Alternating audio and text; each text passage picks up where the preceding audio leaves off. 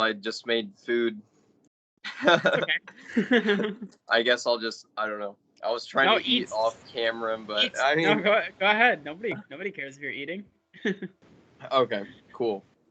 Hey, dog. Hey, Ron. Guys. How's it going?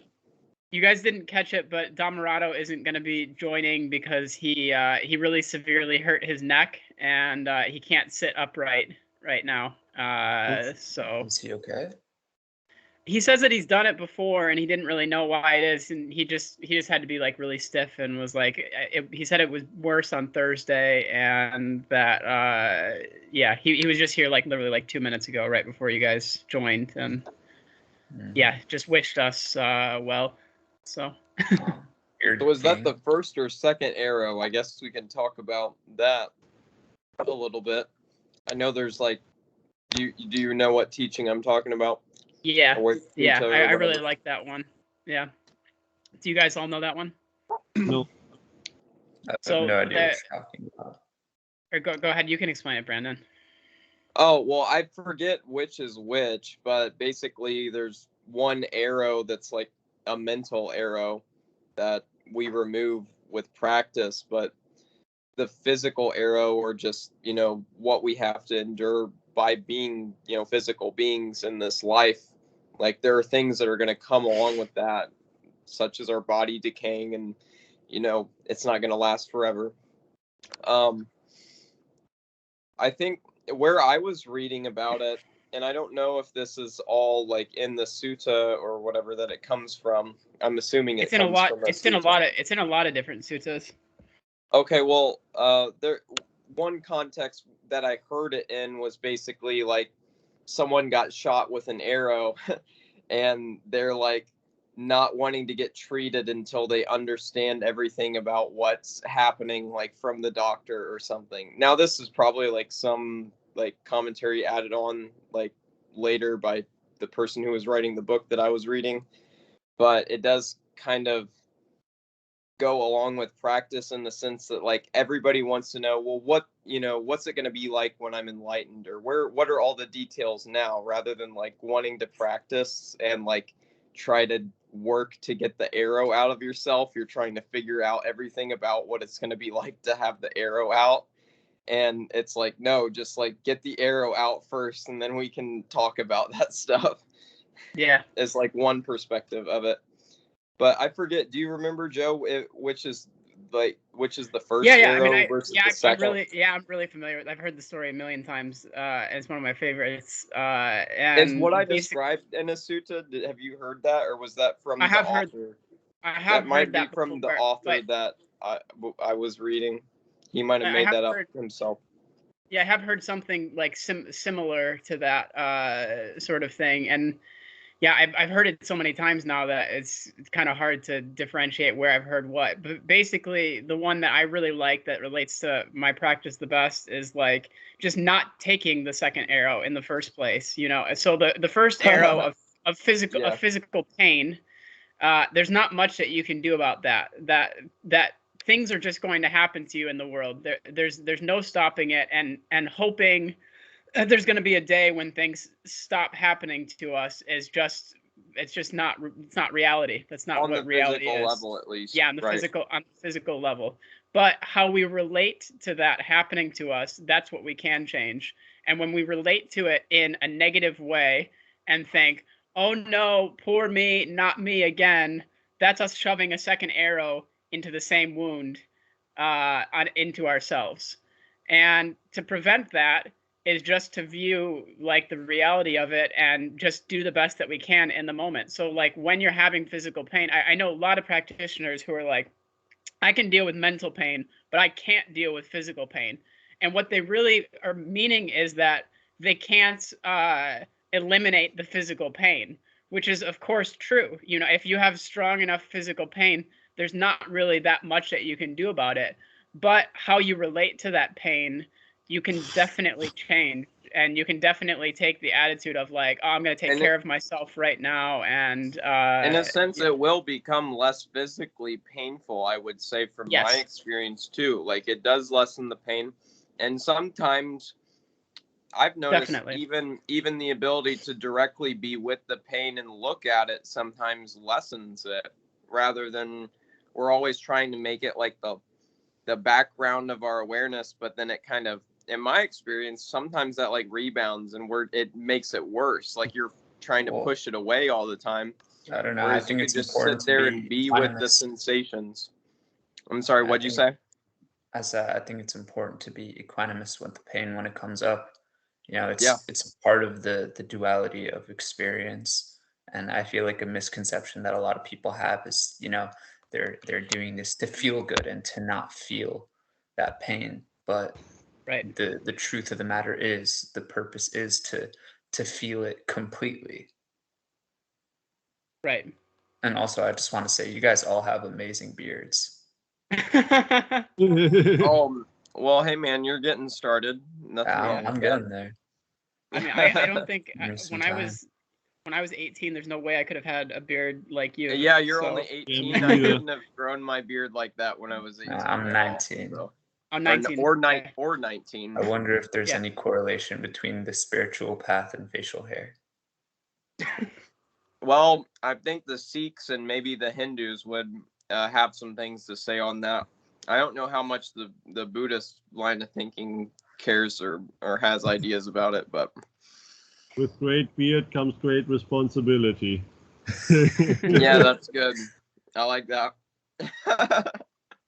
So what one thing, that about the extra pain thing is that, like, yeah, it's definitely that the pain is reduced, but I think, I mean, I've talked to so many different practitioners who have this thing in their head where they're just like, they're expecting it to be eliminated, like, completely at some point. And like, that's just like not realistic, you know? I mean, sure, like maybe you can get some really, really positive emotions that can replicate like a painkiller, but like there's still going to be the physical sensations that are there on some level, and how you're relating to it can change. But I think It's this just your gets perspective of kind what of those forces physical us into a sensations bit of are.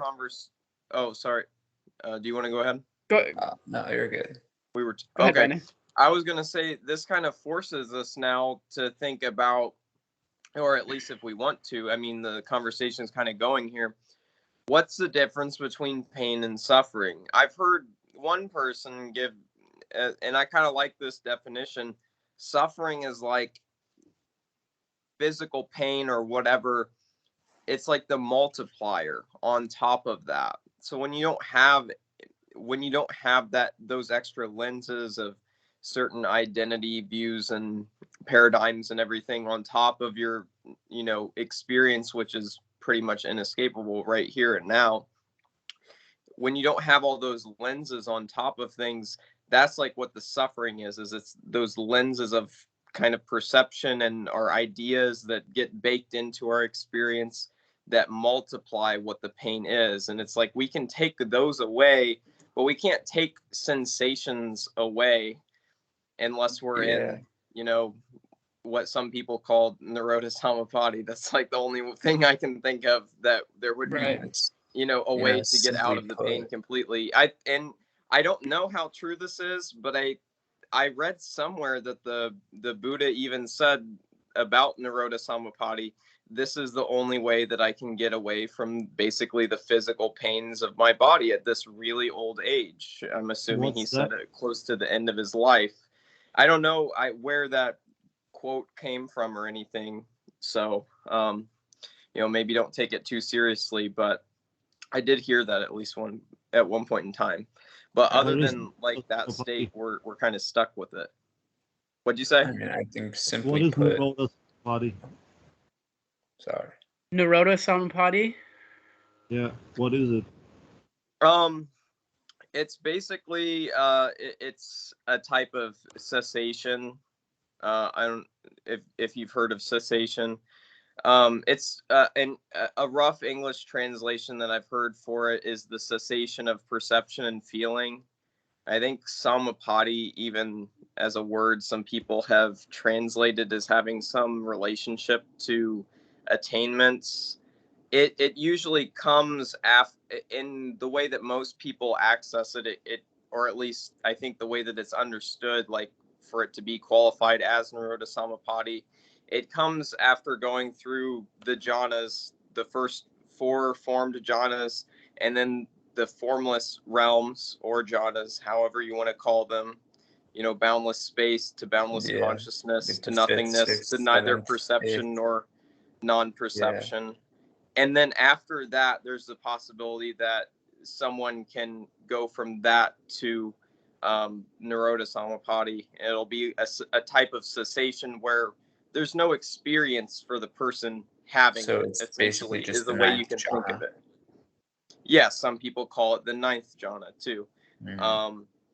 But a lot of people don't call the formless realms jhanas at all, which is why I was using that name for it in the first place. Or else I would just say the 9th jhana. But a lot of people know it by that way too. And it does come as a pretty, at least from what I've heard, it comes as a pretty natural result of, going through the jhanas in order to the 8th. So that's why probably a lot of people call it a 9th jhana too. There's a lot of sort of like mysticism around it too, and a lot of relations to like Hinduism. People saying you can stay in it for 7 days straight and stuff like that. Like, and that you're just gonna, as a human, you would need water, you would think, but I don't know.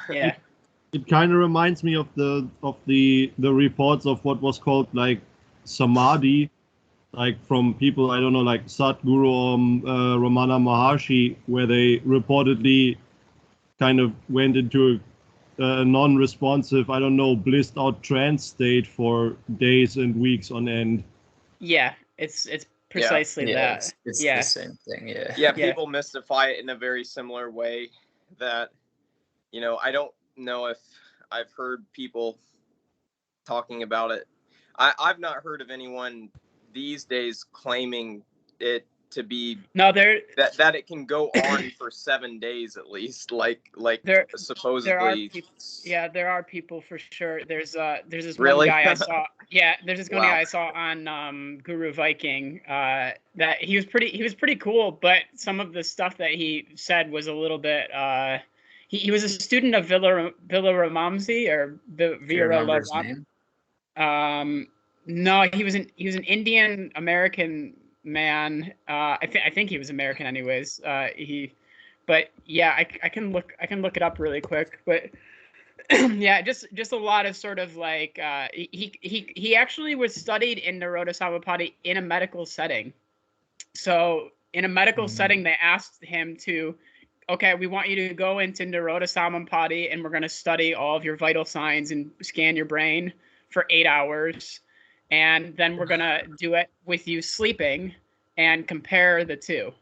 And he discussed just because they were like wanting to see what are you actually sleeping, from a scientific perspective or whatever. So kind of interesting. It's this guy. It's Siddha Tales. Delson Armstrong is his name. Do you remember what they found with that? There were some slight differences. There were one thing though was that like he thought that his heart would slow down a lot more than it did, because he thought that it would be so faint that it would just almost not register, and that didn't actually happen. So he was a little bit surprised with that. But yeah, he's an interesting guy. He's like 31 years old, and apparently he like studied all this stuff like at a very young age, and studied with a lot of different like Hindu teachers in yoga, and then also studied under Villaramamsi. I can't say that guy's name. But yeah, it's definitely kind of interesting to see, because it's actually been a scientific study done on the state that he claims, that he says that he was able to do it for like 4 days in a cave somewhere. So, which of course that's not verified anyway, when we have no way of knowing, but maybe he's telling the truth, maybe he's not. So, but yeah, I don't know. I mean, if it does it inspire people to practice? This is like the main question. Some people are inspired by these things, and depending on their cultural context and stuff, it can be inspiring, I think. Other people, like if you come from a Western perspective, I mean, it's almost anti-inspiring for some people. Yeah, things sound a bit too crazy. It makes people get away from it. They're just like, oh, that's BS anyway. Let's move on to something real, you know? Yeah. So, but Nirodha-samāpatti is definitely something that rides that line of, you know, the lengths of it and stuff. Like how much, you know, how many of the stories we've heard are, you know, probably mystical oversellings of it versus how much of it is actually someone could actually do. I mean, you don't really know very easily. Easiest way to know, I guess, is to get really good and do it yourself. Yeah. It's just never really interested me because it's also like inherently not necessarily going to change your life, and yeah, it's just another sort of thing. The best you know, thing I heard about it changing someone's life was I don't know, maybe it was like Kenneth Folk or someone else, maybe, I don't know if it was him, but like there was a story like his wife would say that he could fall asleep instantly. So like somehow he found a way to like turn this on like right away when he needed to get sleep, and he could sleep like immediately. That sounds more interesting mystical to me than enlightenment. Yeah. But I still think it's interesting though, this relation to physical pain that we have, and I also think that some practitioners overestimate their relation to mental pain also, because it's very easy to theoretically say what it would be like to be faced with various difficult mental situations, but the actual reality of those situations doesn't occur so often, and yeah, I think sometimes people overestimate their ability. Just because we've looked at death a bunch of times, it doesn't necessarily mean when death is staring us down in the face that we're like completely ready for it in that moment.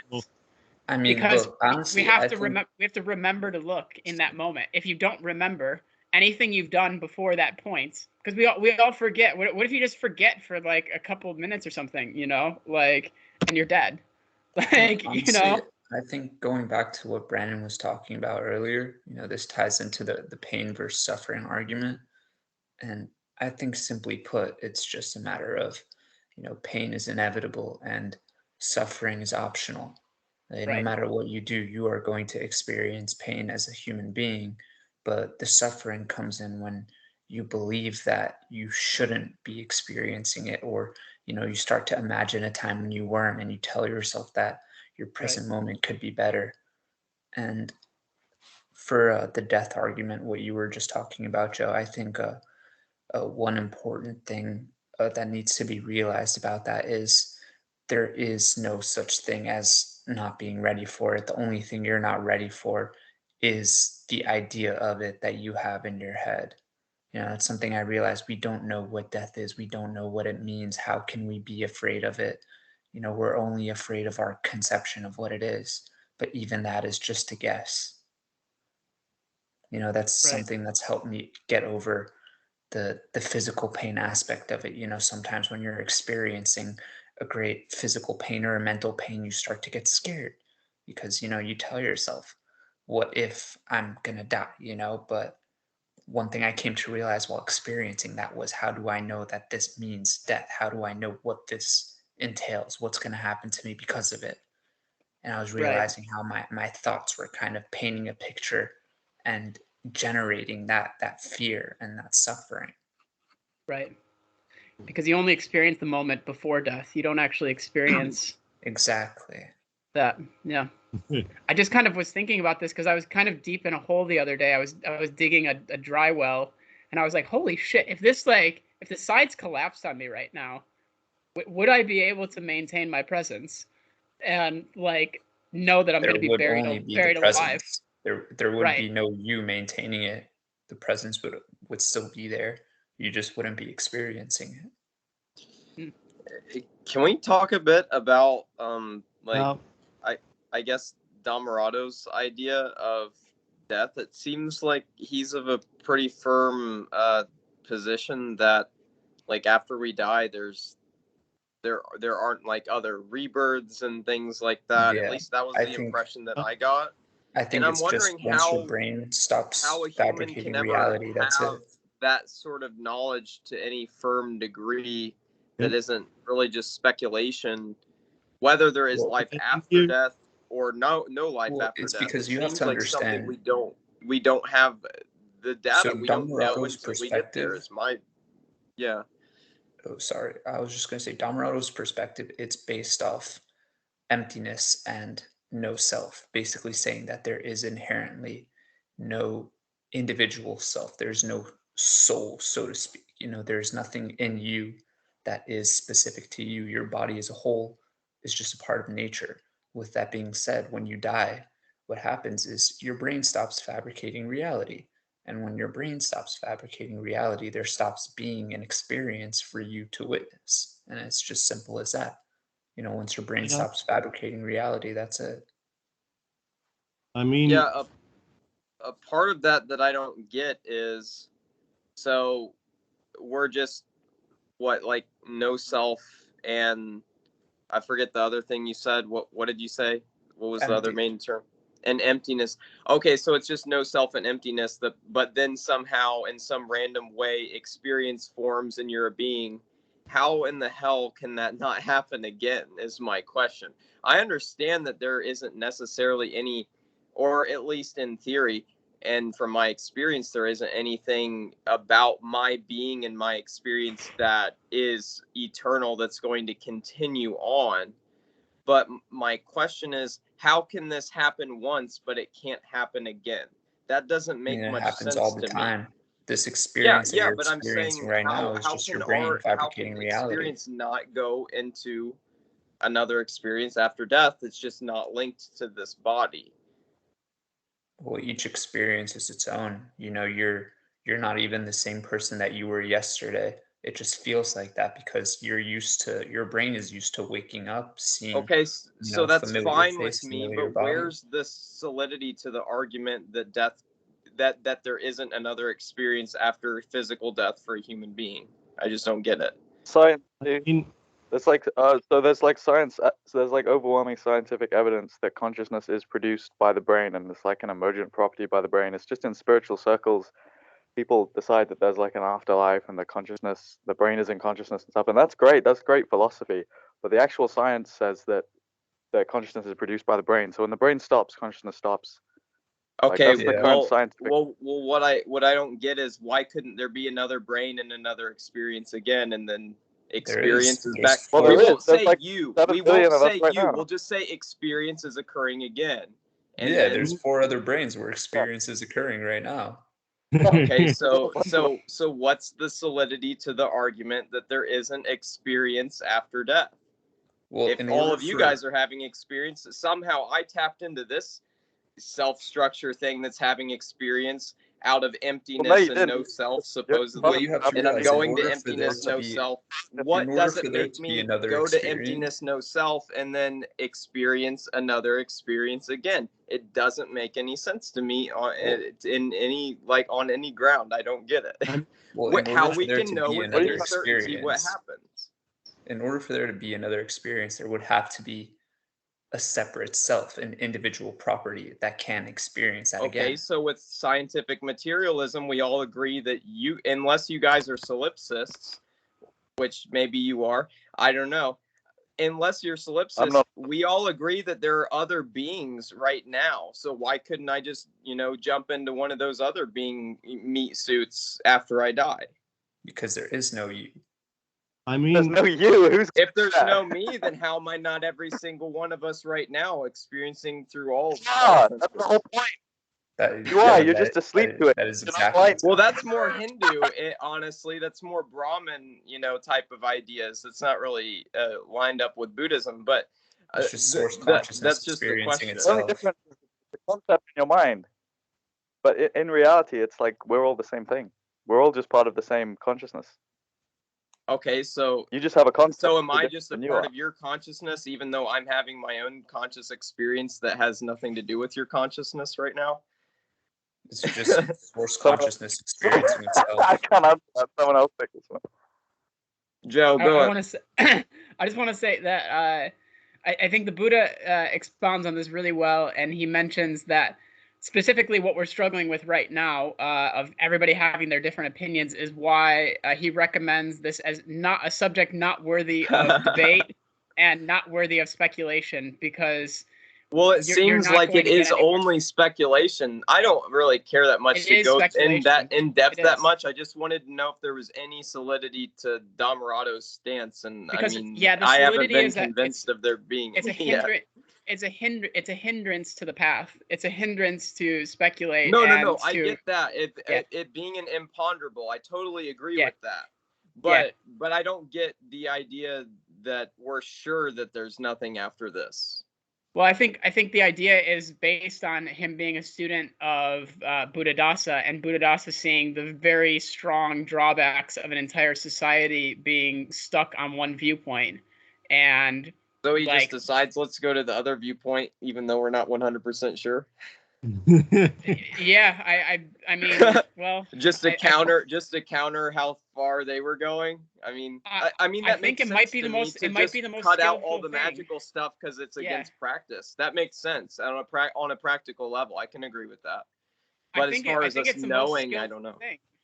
And I don't think that I just want to say something that I don't think Okay. that even Dhammarato, from what I understand, would object to him doing that, because he also, I've heard him say, like, the whole Dalai Lama thing is completely made up in order to have like a more stable, believable society. Like, he went through the whole story and was like, don't you think that they just picked some random kid and we're like, hey, we'll train him in the very best way possible from a very young age with the best teachers, and then he's going to lead our society? Isn't that just a smart strategy? So I don't think that he would object to these sort of strategies. And like, if you're going to hold on to the strategy, you never can give up your strategy. You never can say, there's no rebirth, but by the way, there might actually be rebirth. Like, you got to stay strong. Give up your strategy whenever you want to. Your ego's just tied to the strategy. And he might, he might, depending on who he's talking to, he might be talking to some like really scientific Westerner and be like, wow, they're really stuck on their viewpoint. I better like change up here, you know? What do you have to say, Dag? I see you have your hand raised thing on. Yeah. I can really relate to this contemplation of yours, and I can also really relate to this point, coming to this point of like, man, is this actually unanswerable and imponderable? But that's where I feel with it. Like, we just you don't know. Yeah. Like, there's not enough data. You don't until you're at that moment. I feel like there's not enough data. Like, until you've passed that threshold, which may not be a threshold to anything, and there's no more. I'm totally fine with that. I mean, that sounds like the minimal amount of suffering there ever could possibly be, is no existence whatsoever. Sounds a lot less suffering than any heaven realm I can imagine. And I've come to the kind of conclusion, or what the most probable thing for me is, I mean, try to remember, I know it's not technically possible, but what was there before you were born? What's there every night when you're in deep sleep? It's not something, but it's not technically nothing either. I would say those two states, before one was born, before you saw the light of the world for the first time, and what happens when you're in deep sleep, is as similar as we can even say. And so I have no reason to believe that anything else happens when you close your eyes for the very last time. So if there is something about us which does transcend death, I'd say it's so utterly impersonal that it doesn't matter one bit. Yeah, it doesn't matter what's continuing on, because to say it's us doesn't even make sense, right? Yeah. So for this particular life, the result is the same, but I also think it's highly likely that there's another, even if you can even speak in chronological terms here, another experience after this, but it doesn't matter, because whatever happens right now will be completely irrelevant then. Yeah. I like that. That's the most probable thing I came up so far. What makes this life or we're living too? I like that idea. What even makes that label make sense when you start to really get deep into things? Or what about the dream character's brain? Does that not contain our whole experience within it as much as our whole experience contains the dream character's whole reality? I don't know. Let's get back on to practice-based stuff. I had enough fun going off road for a while. I think it's interesting, and you just have to look at this is this helping me to see into dukkha or not? And I think I saw something really interesting the other day that sort of shook me up. I was watching a Dhammarato video, and he mentioned sort of an alternative story of the Buddha's life in which he didn't actually leave the palace in the night, leaving his family behind. But he found, I guess there's some this Buddhist scholar that Dhammarato likes that did tons of research and found that the most likely scenario was the Buddha was actually kicked out of his kingdom because of some water dispute, because there was some drought or moving rivers or something like this, and he got into an argument and was kicked out of the kingdom with his spiritual advisor and a few other people in his entourage. And it was just sort of interesting because it sort of kicked me out of my reality for a second, that really holds on to this strong view of okay, this is how it is, and this is how it is. And also as a Western practitioner who's oh, the Buddha left his family and went off into this, so I must be able and allowed to do this. And what Dhammarato said about this is he's no, I mean, look at the Buddha's life. His wife and his son both became followers of him later. In reality, he came back to his family admitting that it probably was a bad choice leaving his family behind, because why else would you do that? And it just sort of clicked in my mind of wow, I mean, there can be so many different teachings for that moment, for whatever it is that we're getting stuck on in our head, whatever we're making permanent and making into a separate self. You have to have this just, whatever that is in that moment. It was really interesting anyways, but it just sort of related to this, because I just think sometimes in my life it's been inspiring to think that there's more than this. It's just it lifts you up to heaven in a way, right? To just think, wow, think of all of the effects of each of my actions and what that thing could have. And then other times it's I've needed to be brought back to earth, brought back to reality, brought back to the sixth sense basis of what's actually happening right here and right now. Materialism and the ideas there's nothing after death can be really grounding and help out a lot too. Yeah. But if you're in to just not hold on to these views, each view is to be they change, and these are just mundane views that can be changed. Your perspective or your interpretation of it as truth. Right. Which is very difficult to do, because we are constantly coming up with opinions and coming up with viewpoints, and we can't see the reality that it's changing through time, that even right now they're being shaped, Yeah. I actually, way earlier I had a point where we were still at this physical pain versus suffering thing. I had an interesting point which could fit to what Brandon said, more practice related stuff, which I thought was interesting. I mean, we know kind of that when we put our attention and our presence onto what is going on mentally, it can have a healing effect. So why shouldn't it have one on physical pain as well? Why shouldn't unconditional presence and attention to wherever it's hurting facilitate healing on that level as well? And I could also imagine that the decreasing of physical pain when you're really putting your attention on it simply has to do with when you're really completely focused on it, there's less and less possibility for resistance. So it might be that the resistance itself even amplifies the physical sensation of the pain, and when we drop it, it might decrease already. This makes me think of the time that I had the most like pain ever in my life. I had gotten my foot cut by a lawnmower, but that wasn't the most painful thing.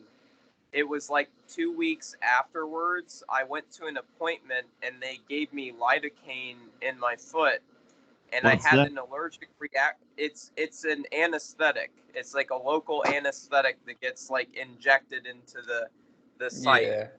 And I got that injected into my foot, and then I was wearing this like large boot thing to kind of protect my foot and make it easier to walk, like with the crutches. Ooh, And got I swollen. thought that it was loose because I couldn't really feel my foot, but it felt loose. So I told the nurse or whatever to tighten it. And then I went home and I took a nap. And then I woke up and it felt like my foot was like burning while simultaneously being like dipped in acid. And like after like an hour of that happening, I just like let all resistance go, and like it basically like said like, okay, if I die right here right now, I'm okay with it. And then like within like 30 seconds of really having that thought, like all of the pain in my body just disappeared and turned into this giant blissful experience, like with no Nice. medications or anything.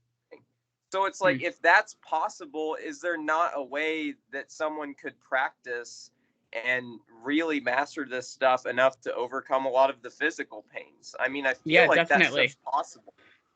You know, how do As you long as you unlock remember. that? That's probably pretty hard. That's probably takes a lot of mastery. As long as you remember and you trust your body too, because like obviously if there's intense enough pain, I mean, I've had intense enough pain where I've fainted, and that's obviously a complete relief, you know? Your body is like taking care of itself at that point, and like You just left. yeah.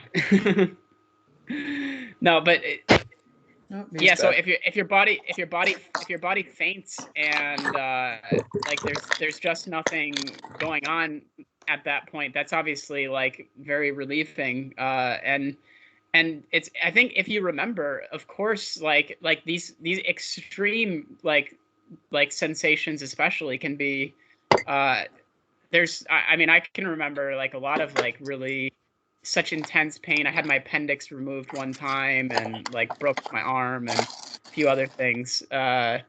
And Yeah, that sort of appendix is intense fun. pain it's almost easier to overcome because there's such a massive adrenaline rush and going on at the same time.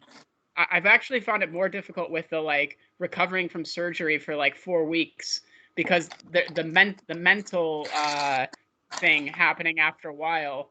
It's hard to keep up the sort of attention the whole time. And I mean, at the time I was just a kid, so it's like I think it'd be different now. But keeping it up for a really long time and remembering, I think is quite you know, that's all that it is. That's the whole thing, is just remembering to look at it and take a different perspective on it. But yeah, I think this overriding opinion. I don't know. Whenever I meet practitioners that have this sort of, I can get over mental pain, but I can't get over physical pain thing, it's like maybe we should look at that a little bit differently. Honestly. The two sorry, sides what'd of you the say? same coin. Right. Yeah. Yeah. Do you ever find that there was something you mentioned, Joe, which was that the very intense physical pain is almost easier to overcome than like something minor, like just a cut or a scratch? Do you ever get that with like emotional? I think there's one example that gets quoted a lot, which is that, you know, we feel anxious all the time, but we're not running from a tiger. But I would argue that if I was running from a tiger, I wouldn't feel anxious in a very uncomfortable sense. It would be just like a flow state where I'd just be focused on actually surviving. Like literally be flow I wouldn't give a shit about anxiety in that moment. Completely egoless. I definitely wouldn't fucking resist running for your life. Yeah, I think most people get stuck in this sort of like, and this is how most people live their lives, is in a state of mild sort of unsatisfactoriness, you know, It's more like that feeling of the Yeah, tigers around yeah. the corner than the Yeah, but the tigers thing right is, it's here. not even our fault. You know, we have happiness. It's wait, here. Actually, I just recently read something about it. So it's basically like, you know, our brain is designed to keep us safe, not happy. You know, happiness is just a human construct, and it's an abstract idea with no actual like equivalent in human experience. You know, and in fact, state of happiness is actually discouraged because when we're happy, we're less aware of our environment. We kind of let our guard down, you know, and it makes it How do, easier for threats to our survival to take us, you know. what do And you mean by there's no like happiness based in human experience? Or I forget how you worded it exactly. well, I'm just basically saying that like our society has made happiness and positive thinking an idea that can be sustained Well, so throughout did the external Buddha, stimuli, right? when in reality, like, you know, you're not always going to be happy. That's just how things are. And, you know, it's not a shortcoming that demands repair. The well, fluctuation you're not between always happiness and going to have sadness. you're not always going to have worldly happiness, but you can relate to whatever's happening with a positive mindset, Yeah, but and it's it's that With different. Sukha, fluctuation between happiness Dukkha and Nirodha. sadness is in fact what makes you human. Yeah, but you're right. There's an unrealistic expectation that someday I'm going to have this solid state of happiness Yeah, and you're just caused by going to be my happy worldly forever. conditions. When And I'm that's, going to create conditions for myself that are going to solidify this happiness. And again, it exactly. creates this separate self idea, you know, because you're like, I can solidly be happy, you know. And it's just not true. What's unfortunate is most people are solidly unhappy. They're solidly like going through life slightly dissatisfied, and they get just enough stimulus to like not really wake up. And I there's an interesting story by a Buddhist monk that came from Thailand to the United States for the first time, and he looked at the windows of the stores, and the grocery store is filled with stuff, and he actually got quite sad at that moment, and he was like, "Oh my God, nobody's going to wake up, and nobody's going to have any motivation to practice because things are It's so too good. easy. It's too easy. It's too easy to be lost in delusion. That you're going to have like this slight bit of delusion, and you're not going to have this stimulus to wake up, you know, because it's easy. Like Robert said, it's very easy to wake up when the tiger's right there. It's a little bit harder to see that sort of unsatisfactoriness sneaking up on you, just slightly going through life, and you just have to catch it though. You just Yeah, have but see, my to like point with saying all look for that it. is the unsatisfactory rises up. It's not when the tiger's there, but it's when the tiger's not there. Right. You Yeah, see, and and you're the still tricky in thing as that well is kind of survival mode. But it Because doesn't see, when have the to. But tiger it is doesn't have there, to be. when the tiger But is there, that's what that state of mind was made for. But, you know, we have evolved to the point where we don't usually have things that are threats to our lives other than possibly other humans. So that faculty of our brain is kind of useless to us now. do you guys ever find that it's more effort to focus on the breath and gladden the mind than it is to just sit and dwell in like a very mild state of anxiety or a mild state of depression? no, that's Like it creates even more effort. that's delusion, like and its own hindrance that's sneaking up right there, because like I've had that thought before, and I've Yeah. now seen into that thought and seen that that's not true. That it's not actually difficult. It's actually quite a lot easier to go through with it's when you're not accepting, like what Ron's saying, that there's going to be some unpleasantness present, maybe physically or maybe mentally, while at the same time you're gladdening the mind, you know. So like you can be okay and you can smile and cry at the same time. Like it's totally possible, you know, that there's just sad moments, and you can look at yourself and say, oh my God, like imagine seeing like a little kid and him saying, do you think it's okay for me to be like unhappy all the time? And you would, I mean, it almost makes me cry just thinking about it, you know, because I'm like, oh my God, that poor little boy, you know, versus like hey, like you don't have to do that, you know? Like, yeah, sure, you can have like things happen in your life, and for a very long time you can have difficult situations, but you can maintain a little bit of this sort of positivity through that, you know? I don't know. If a kid came up to me and said that, my response would be, I don't know. Do you want to be unhappy all the time? That's true, and I think Dhammarato says that all the time to people too. Is he's like, you got the choice. Or a lot. I don't know if it's Dhammarato. A lot of teachers have told me that, where they're like, I sit there whine and cry about my life for like a really long time, and they're like, okay, do you want to feel bad? A lot of people choose not to be happy, and they don't even realize it. You know, I feel like Yeah, just yeah, it's making like them realize that they are making just, the conscious decision to whether or not to be absent-mindedly completely changes it. Well, this relates a lot to what Dhammarato says is the first knowledge on the path, which is you can always clean your mind out, and essentially you can always throw the garbage out and be satisfied, is what he's saying there. Yeah. Hey, Robert, I actually had a question for you. This is completely unrelated to what we were talking about right now, but I remember one of the other video calls we were on, you mentioned that you started reading Seeing That Freeze by Robert Bia. Have you finished that book, or are you like making your way through it? Yeah, I took a little break for a while, for about a week. But yeah, I'm about a third of the way through. I have it right here. Hey, nice, nice. Yeah, it's really good though, from what I've read so far. Yeah. It's really good, and it's perfect for Dhammarato's teaching, because Dhammarato's the gladdening the mind thing it's what it's training is like your letting go muscle. That's what I call it. It's like it's your ability to just shift attention from something that's really attention grabbing to something else, to the degree that like the other thing is like completely forgotten, basically. So you're like intentionally forgetting things and leaving things out of mind. And so when you get really strong with that muscle, you can use it for other things. So not just forgetting suffering things, you can use it to forget entire perspectives or paradigms, ways of viewing the world. And then Seeing That Freeze is all about using that exact same muscle that we're training with Dhammarato's ānāpānasatisutta and the gladdening the mind to do insight practices. So it's about like, how do we create like a new perspective that doesn't have a sense of self, or that it is liberating in some other sense. And so it's just like a really cool way that it kind of combines the more like, because Dhammarato's thing is it's like a little bit simplistic. Like it doesn't really focus on like what I think Kishon will probably call like the magical side of Buddhism, where we're talking about like it changes to your identity and like that kind of stuff. At least not in like a really like radical, profound kind of sense. You guys know what I mean, right? Like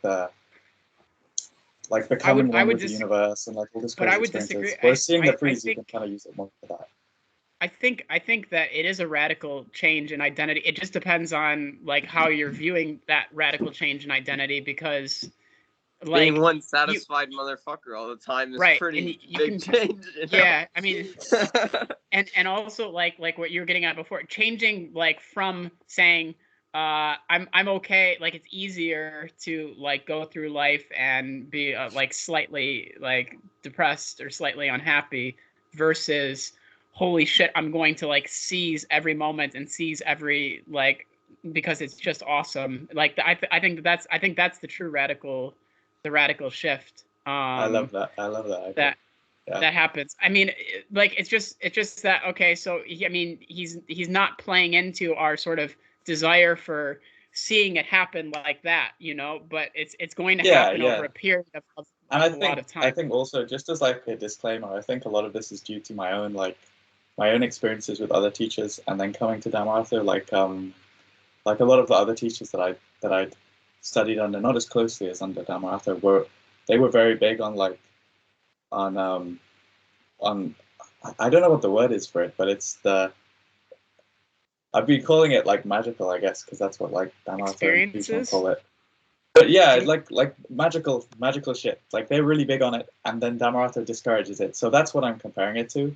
Like, for example, Leo Guru from Actualize.org was kind of like the first like spiritual teacher that I started learning from, and he's like super magical. Like I don't think he talks about that stuff all the time. So that's kind of what I'm comparing it to. like very So it's like. good. It's Like, good to look so at in your I don't own mean like it's not experience. magical and it can't produce No, I like know. radical changes and stuff. Like, Yeah.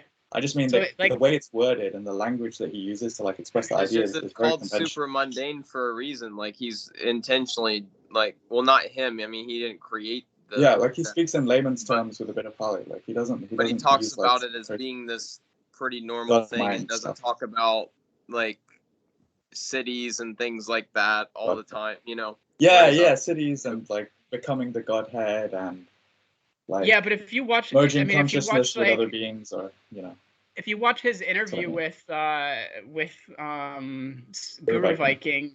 Viking talking about magical thinking with Daniel Ingram.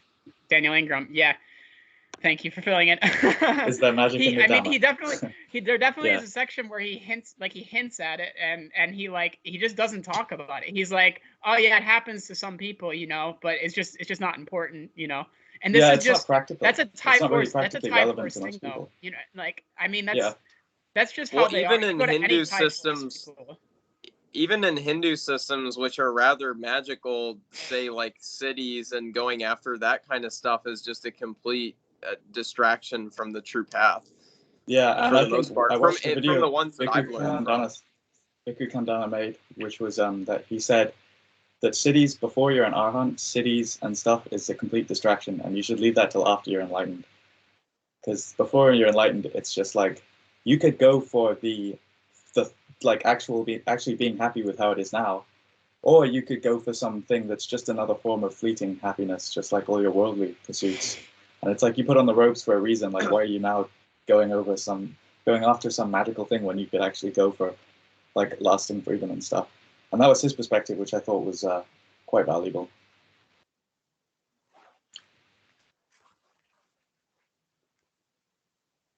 What do you guys think? Do you think cities are a distraction? I think a lot of teachers mention it enough that it's probably a thing, and then enough What is a teachers distraction? cities. Magical powers, psychic powers. Yeah. And then enough teachers also recommend not looking at it, especially for lay people. Oh no, that is definitely a distraction. It Yeah. brings up like the wanting aspect of it. You see, Yeah. that's what I think the flaw with Leo Gura is. He talks about the results, but not the journey. A lot of his videos, he's talking about full enlightenment, Godhead, this, that. Like he's talking about his. But he's probably not a soda experience. But he's talking about full enlightenment. I love it. Yeah, I really don't think he's like all the way there anyway. I think he's had some enlightening experiences, and he mistakes that for something that it's not.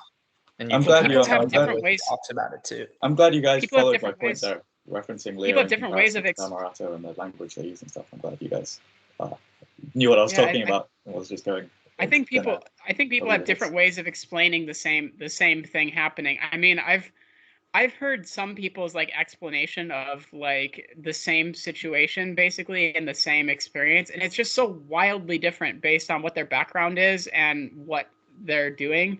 And it's just more about like hey, like what is my actual experience? What am I taking out of this in reality? What's happening in my reality? See, I know it's like descriptions I watched are like 4 hours of yeah, it's like do you want to go ahead? I was just going to say, I know those descriptions and stuff, that they are kind of a distraction, because that was how I first came onto the path as well, reading and listening to what it's like when you're there. And, I was going from not have any idea what I was talking about, maybe taking a couple taps of acid, taking some shrooms, and suddenly hearing about infinity, Godhead, source consciousness, emptiness, you are the entire universe, whatever you want to say. And I kind of. Well, if the dessert makes you want to eat your meal, then it's I completely relate to that, Ron. But if your dessert I made this idea in my head of what I thought, enlightenment was, and then I would kind of get mad seeing as how I would take a psychedelic and I would have these experiences, and then when I'm sober and I'm meditating, I'm unable to access that again, and that kind of created a loop of desire even for enlightenment. Yeah, and that's a lot of it was, I feel like, is even without the psychedelic path. Like I've done something similar, just like with scripting enlightenment to be a certain way, and then constantly seeing my experience doesn't match my idea of enlightenment. Now I'm like resisting my experience, right? So it's like I'm walking around with a sense of self all the time, resisting having a sense of self, which is completely counter to the actual path. So the actual path would say, recognize that you have a sense of self, accept that you have a sense of self. Now just do the technique that will actually lead to you transcending it, not just like trying to force my mind to ignore the sense of self and become something else. Like you've created a separate self. You've created a separate self that is really into spiritual materialism, and we all have done this, you know. Like it just adds yeah, like it's like your separate self dislikes like itself, and it wants to look into it, and that's the new story of self, is that, you know. And I don't know, Trungpa Rinpoche, I love his book Spiritual Materialism, specifically on this point, that like we all get it, you know, we all do it at various times, you know, and get this new identity that's like, ooh, my new identity is to look into the separate self and find that there's no separate self there, and it's going to work really, really hard at it. But it doesn't have to be that hard. It doesn't have to be like an arduous like looking. It's not like going to school and like studying and taking a test and like following it like this, you know. I love that. Joe. It's about following the simple instructions that, like, you know, just keep doing it over and over and over again, and be satisfied with reality as it is, because we're all like inherently like not doing that at times, and we have to consciously say to ourselves, I'm okay with my reality as it is. I'm satisfied in the here now, you know. And you just keep coming back and keep coming back and keep coming back. And I noticed, even with what you were saying, you were like, Dhammarato's teachings, they're a little bit simplistic. And I've heard this about Thich Nhat Hanh too. It's the same thing, but it's like, I don't know. I mean, I feel like they're not. Yeah, they're not at all. Because when you're not, I'm about to be completely debunked. You know, I mean, like, and you've talked to other practitioners and stuff who've been doing it for a really long time, and like, I don't know. I just know from Plum Village tradition, where I'm like, holy crap! I mean, all these guys have been doing is looking at their breath for 20 years, and then all of a sudden they're miraculously able to just. Yeah, they're just clearly giving off a presence that is different than like that you can just feel, you know. And you're like, wait a minute, there's no other teaching besides, because Thich Nhat Hanh gets this criticism all the time of like, it's just baby meditation, like breath meditation is just, you know, baby stuff. Yeah. Well, if you're doing that's it what as I a thought baby, for a while. it's going to be a baby meditation, you know. But if you're doing it like from a place, I thought it should be more complicated, right? If it's supposed if you're doing it from a place of development, it's going to have a lot more to it, you know. Like the breath meditation can be rather complex. If you actually do what's in the ānāpānasatisutta like completely and understand all the elements in that, you know, that could be like more advanced than almost any other meditation you're going to find. Right, exactly. Because and of like all later, what's in that. Because what our idea of breath meditation is that you're just focused on this one single point in your nose, but that's not the instructions, right? Like the instructions are not like solidifying a new false permanence, but it's to see into impermanence through the breath, you know, and to generally to inspect our reality from a place of wholesomeness, from a place of ease and freedom. You know, but you need to feel that freedom and that ease first, because it's a lot easier to inspect reality when you're in a good positive mind state, you know. And it's a lot easier to have a good positive mind state if you're doing it all the time, all day, every day, from the moment you wake up until the moment you go to sleep, and then start examining reality, you know.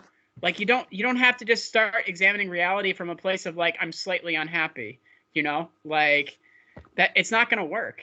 It's my experience anyways, is that like I'll sit there all day and just be slightly unhappy. And then all of a sudden you get like into some sort of positive mind state, and then you start examining impermanence, and then you start examining dukkha, and then you actually see something. You know, you actually have things shift in your brain. Well, your brain becomes rewired. Well, I mean, if you look at it in the sense of like the 5 strengths, like you have those built up enough at those times, or at least more, to where when you do go to look at stuff, it's going to be more productive and it's going to work better than if you're just in some like depressed state trying to look at reality. Like I've tried that, what are the but I 5 feel like it strengths? does not work. Well, I actually saw, I think, 2 different like definitions of them, but the gist of what I've seen in most places is faith, energy, mindfulness. A lot of people say concentration. I would say something like the ability, Samadhi? like stability, or samadhi would be a much better way to say that. Or you could say in the place of concentration, like sustained attention, Okay. rather than awareness being like concentrated into this one thing. Yeah, Awareness I prefer is everywhere and centeredness it's fine and to it's picking concentration. up on everything, but attention starts is to what see. is concentrated, or rather than concentrated, what is sustained on the desired object, and you're able to do that. And then wisdom is the 5th. Or Okay. but when you're in a good state, like for when you're in first jhana or something, like it's going to be a lot easier to investigate because you're going to have all those strengths like lifted a bit than if you're in like your normal like daily state of consciousness and you're just like a little bit depressed or whatever, or you're having all these negative thoughts and hindrances come up. Like it's going to like just waste your time while you're practicing. And just It's the true and you're not going to get superpower. as much of a result, in my opinion. Although I've had that's been my experience. I've had a lot of success, doing practices from a place that wasn't like, in first jhana or like close to it, and those have worked too. I mean, it's not that they don't work at all. It's just, I know. Like I definitely know, like from trying it that way and then trying it Dhammarato's way, I know which one I heavily prefer, and I'd rather do practice while I'm deeply satisfied and loving everything. I feel like on some level it's kind of like no matter how much you say it, like it feels like every practitioner has that story, and they're like, most of my like insights obviously have not come from being in first jhana, but from years and years of like grinding away at like something, and then all of a sudden it snaps for you and you're like, oh my God, I didn't have to do it that way. Like there's another way that is so much more pleasant, that is so much easier to do. And it's like, okay, well, would I have had those experiences? I don't really know. Like would I have? Are you talking about Are you talking about like trying to meditate with like brute force versus trying to meditate with like self-compassion? Well, that's huge for me. Not with brute force, but just being aware of reality. Like, because in Vipassana meditation that's taught by Goenka, he just specifically gives the instructions like, just don't try to change your reality. Just like see reality as it is right now. And that's kind of what the instructions are. So like, even if I was doing other meditation styles, like I still was carrying that with me for a really long time. And like that was just sort of my default mode of being like, okay, I'm just going to like not try to change my reality right now. And then like all of a sudden it just like clicked for me. I mean, this is before I talked to Dhammarato. It was like a while ago where I was like, holy shit, like I can actually adjust my breathing. I'm allowed to do that. And that's a big jump, because in Vipassana specifically, they're like, don't adjust your breathing. A lot of meditation instructors, they're like, don't change your breathing. In Zen, they say the same thing. Dhammarato says that comes from, it was a much later change, like from the suttas, for people to say like, you're not supposed to adjust the breath. Because in ānāpānasatisutta, it directly says like, you start with like your breathing being short, but then like the second step, I believe, is when you are having long breaths. Well, I mean, as long as it's not against practice, which my understanding it's not, and I've had great results actually controlling the breath and being with it in that way, and that's what Dhammarato suggests. When you go immediately to that long breathing part of the sutta and you're doing that, you stay with it and you have more mindfulness of the breath when you're actually doing it. Dhammarato uses the example of like someone playing a game versus someone watching another person play the game, and someone walks in the room. Which person is more likely to notice the person walk in the room? Which person is more likely to lose focus of the object? You could say the game is the object in this example. It's the person who's actually actively playing it. And that's what Dhammarato told me about, like, controlling the breath versus not controlling it. And I don't know, I had great results from doing that. Bye, Ron. See you, man. Bye. Bye, Nice guys. talking. Have a good day. Thanks for the chat. Yeah, and yeah, me too. You know, I've had also just and not making it effort. It's not effort, because the main like thing, yeah, the main like thing it. is if you're feeling like it's a lot of effort or a lot of work, it's not correct practice. It's Yeah. just not. Like I can guarantee it that it should not feel like effort. It should be like It's freedom and ease. So you know. tempting to do that. Yeah, amen. Yeah. What do you You say, guys Robert? feel like effort's like addicting? Do you think it's addictive, effort? It is until you've done it so much and you see that it's not the way. I'm Like, sick of until effort. Yeah. you I burn. don't Until wanna That's do you where I burned am out right now. the I'm candle. trying to realize it's not the way. Because it's so addictive. Until Like you I'll burned wake out up the candle. and I'll You like know, have my spend coffee. this- Like just now, I just woke up and I just drank my coffee, and I've got like so much energy like coursing through my body right now, just because I've been awake for an hour and I've eaten and I've had a coffee, and like that's the point in the day when like it's like in my habit to just like have like a huge surge of energy, because I'd normally be productive at this time or start meditating, and the way I was meditating for 3 years was pretty much just brute force, like mind crushing mind, and like ease and relaxation was. And mind, okay, and so Not mind is still inspiration. crushing mind, but it's crushing it in a way when it sees an unwholesome thought, it's crushing it with a wholesome thought. So what you were doing before is still useful, because it's still mind crushing mind. It's just that you're replacing an unwholesome thought with a wholesome thought. It's just a change, you know. So the skills that you Yeah. developed are still useful, very useful, you know. And sometimes I think we can be like, oh my God, I was doing the wrong thing for so long. But like, all these skills are like, they're beneficial on and each they're other. helpful, and they build on each other. Yeah, Right? yeah. Like it'll help me make faster progress with the next technique, having done the wrong technique, because some parts of it was still right. Doug, yeah, go ahead. Yeah, I just wanted to say I also would like to I wanna go in a sec, but I wanted to swoop in with something just to share with you guys. Maybe someone can give me some helpful input, which has been happening lately. I've felt myself, or I've observed myself become in a way pretty dysfunctional lately, because like even simple everyday experience can be pretty challenging and overwhelming, and I'm right now I'm, except for like little distances, I'm too scared to get behind the wheel of a car, and even taking a walk can be challenging at times, because there's like this kind of shift happening, where it's kind of sensations, but due to, I don't know, like investigating experience has become kind of second nature for me, and I've more and more frequently had these experiences of, holy shit, everything is happening within consciousness like a movie.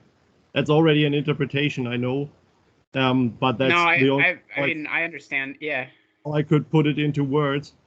And this whole huge world, which I knew so far, suddenly becomes radically recontextualized, and it's just quite a lot. And so, like, even the simplest things, if I'm not somewhere where I feel like completely safe, so to say, can be pretty overwhelming and challenging. And I've made an attempt to not avoid it all the time. I'm pretty I can observe myself going into a lot of like avoidance and distraction over this, because it's just pretty overwhelming and uncomfortable a lot of the time. with a lot of like fear coming up, for example. And yeah, like existential fear. Yeah, man. And I have some things that might help to suggest real quick, but I'll let you finish your line of thinking. I just wanted to say, and it's I can see what's happening, and I'm not too happy with it. On the other hand, I feel that some parts of it I cannot control. I've seen when I've exposed myself to those situations, I've seen where like the mind quickly jumps in and creates another story, and that which makes it worse. I've seen those things and I've been able to drop them, even though still it's quite a lot of like it requires quite some keen observance to see it and to drop it, to not make it any worse. But nonetheless, it's a pretty challenging thing right now, and I'm a bit lost with it because I'm not sure how much of it I just gotta like ride out and how much I could even do at this point. So yeah, maybe some of you have some valuable input. Yeah, I think Brandon, from talking to you, you probably have the best like experience with this sort of area. Yeah, I would say, man. Well, the first thing is like if you're already feeling like you're a little unsure if like it's safe to drive at this point, I would say like that's probably the biggest thing is like don't do anything like that you could accidentally like hurt yourself or someone.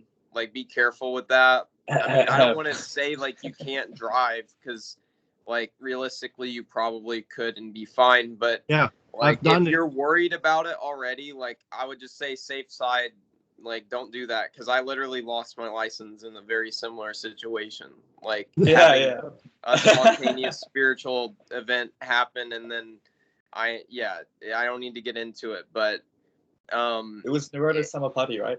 You had a Nirodha-samāpatti while on the highway and crashed. No, well, no. I mean, I had two events happen while like within a week span, like that were very bad, like driving situations because of spiritual events. But anyway, no, it wasn't. I can relate to that. I had a cessation after I crashed my car. It was after, not during, while I was driving, but I had like a series of them like after I crashed, but that's beyond the point. So I just want to say, if you're not sure about driving, play it on the safe side until you feel good. And as general advice, like I know one thing Daniel Ingram talks about in his book, now he was saying more like this with dark night, like kind of experiences, like also relevant depressions, spiritual depressions. It sounds like you might be also on more like the energetic, like positive side of things, maybe too a bit. You're not. It's more like depression kind of stuff, or what? Like how? It sounded to me like existential crisis. I mean, I'm talking to Dog a little bit. I think it sounds more like existential crisis, reality breaking down, losing meaning, these sorts of things. Yeah, this will be probably pretty good advice for that then. Well, Daniel Ingram says in his book the best thing to do in things like that is to keep practicing, because it's what moves it along, like gets you out of that phase sooner. Yeah. And I would say from my experience too, like it's a very common thing to like be practicing for a while. Things are going great. You might even have some really awesome experiences, and then things turn to more of that darker side. And when it gets there, you lose a lot of motivation to practice, and that kind of stagnates things and you end up being stuck there. But if you continue to practice, I mean, there's nothing inherently wrong about these practices that are going to cause problematic things if you're doing them right. So if you're practicing right, it's most likely going to help you move out of this phase a little bit easier and a little bit sooner. But don't like overdo it or like, force yourself into a bunch of like really effortful practice situations. If you just feel too drained to practice, my favorite things in times like that, I would just lay like a depressed noodle and listen to the Tao Te Ching. Yeah, And for me, you know, like sometimes that was really healing and what I needed at the time. But I would say, yeah, as a general rule, like keep your practice up if you can, and that should help get you out of that a little bit sooner.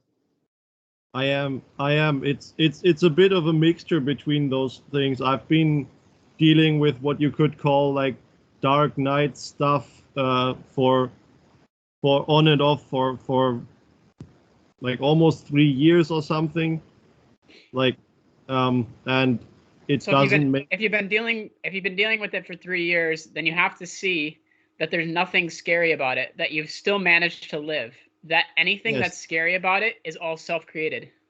Yes, Yeah, but and it's realize all of this stuff is temporary. I can almost guarantee you, if you continue living for enough time, you will be happy again, completely on its own, like against all of your tries to not be happy again. You will find it again, even if you tried against it, you know. that's So nice. like it will pass. It's just a question of how long it takes, you know. It's and a that's fear. why It's I a suggest fear. practicing. It's a fear, though. It's a fear, though, and it's a fear that, from what I hear of what you're saying, and from having been there a little bit, is that there's a fear of those emotions that are within ourselves and allowing those emotions to run our lives. And instead of doing the simple things that we know are good and wholesome for ourselves, so sometimes getting down back to basics and treating yourself like a child again. And being like, okay, I'm going to have to make a schedule for myself of like when I'm going to eat, because that's like very important. That's one thing that I forget to do and just lose doing in these times, is like, I don't eat at regular times, and just being like, okay, 9 o'clock, 12 o'clock, 5 o'clock, every day, it's just going to happen that I eat wholesome food, that I make sure that my body is well fed. Going to bed at a regular time. You make a time where you're like 11 o'clock at night, whatever, I'm in bed. If I have to lay there, and that's okay, but I'm not going to have lights and external stimulus, because sleep and eating, and then after that, fresh air, at waking up the first thing in the morning, no matter what, no matter how cold it is, opening up the window and sticking your head outside, you know, and just these very, very simple practices to ground us in our own reality and get us back into a routine. One thing I would throw in for that routine is try your best to like go out for a walk at least when it's relatively sunny, and get some of that time outdoors. Like that can help so much in these types of states. Even if it's not sunny, go outside anyways, and then even if it's not sunny. Well, I mean, I don't know if it's like super, like just horrible, like downpour of rain, maybe not, but it might be. It might be this time of the year for where he's at. So like, I don't know. I mean, if you've got like a good raincoat, go outside all the time. Once a day for 15 minutes, 30 minutes at least, will probably make a decent difference. And I don't know how much of a social guy you are. If you're not like super introverted, and that, as long as that doesn't cause a bunch of problems, socializing a bit more, or trying to make sure that you do that as much as you normally would, can help. Because in these like more depressive type states we get in, we sometimes can tend to like cut ourselves off from our friends and family a bit more than normal. And then that contributes to the problem more and kind of keeps it going. Yeah. We're socializing here. Yeah. We are socializing here. One of the things, like what you mentioned, the going outside, that's a big dilemma for me, because I know that getting some fresh air is good for me. Yet lately, sometimes when I just left the house and took a walk, was like a lot of fear and shit coming up, and I know that fear can't be avoided. It's okay, and like that, then that's where the mind overcoming mind thing comes in, because like we all get fearful, but you have to know in reality that you're a grown man, and like there's some points in you where you're like, wait a minute, what am I so scared of? Like you know, and you talk yourself into it, you know. And I know it's hard. I mean, I'm saying this as like a coach, but just because that's like I've been there. Yeah, we all get I know for a fact, like all of the other people in this call like get our asses kicked by the same problem at times, or at least have. But like one thing about the fear coming up, like when you go outside and do something you know that's good, that should be good for you, it might be that getting out and moving is starting to process some of that stuff that's in those emotions that are going on. You don't necessarily know that it's a negative thing that those are coming up, you know. But if you end up finding like a bunch of problems that come from it, maybe our advice isn't the best for you. But I would suggest that that's probably good advice to go outside. Like even if the problems come up, it's good to embrace the problems and invite them in and hug them and say, you know what, you're safe here. Any sort of childhood shit that's going to come up right now, any sort of recent shit, whatever it is, it's okay. You can't touch me. You know, like I'm above this. I have a method of dealing with you. I have a new way of looking at the world that is different from my old way of relating to the world. I'm a grown adult and I can talk to that little inner child within myself and comfort him. And I'm going to do it again and again. And I'm going to be 80 years old and still comforting that 8-year-old kid, you know? Like, that's just the reality of life. Like, things just come up and we think we're over it. We're like, oh, I've worked on this for so many years. What the hell is wrong with me? But actually, an interesting story that I heard is that, like, there was a monk who was a monk for like 15 years and he thought he had like reached a good state, and he thought that there were signs telling him to stop being a monk, and he was like, I just thought everything was great and I was just permanently in like a really good state. So he disrobes and he's like, I went into a massive depression for 2 years. And everybody was looking at me like, hey man, what the hell's wrong with you? You've been a monk for 15 years studying yourself. Like, how are you depressed? You know? And he was like, and then I had to just get back to basics and remember, oh shit, I'm grasping onto this like permanent solution of like, now it's going to be smooth. From here on out, I've worked on myself enough. It never ends, unfortunately. You know, it's an ongoing process all the time. And you just don't get bogged down in it. Who cares? You're scared. We're all scared, you know? Like, what's the big deal, you know? Go ahead, Robert. Yeah, I have a question for you, Doug. When you're feeling like these moments of like existential fear and stuff, like how big proportional to the rest of your sensate experience are your thoughts? Like, do they feel? That's an interesting question. They can be pretty disproportionately big. Yeah, so there's a really good technique that I learned about from Daniel Ingram in a podcast / interview he did with a YouTube channel, really small channel called Empath Development. And there's a clip of it that Empath Development edited and put up on his channel separate, which is called Thoughts in the Room. And it's a meditation technique where basically the idea is that this is just off the top of my head from what I can remember, so it might be misleading, but I'll post a link to it so you can see what Daniel Ingram actually says. But the idea is basically that our thoughts are disproportionately when the default mode network is activated. But we can actually decrease the activation of the default mode network by focusing on the rest of our rooms, right? The rest of the room. So like we focus on like, first we'll focus on like the wall in front of us, and then the sides, and then our body and the chair and the table, and then we'll expand it all to the ceiling.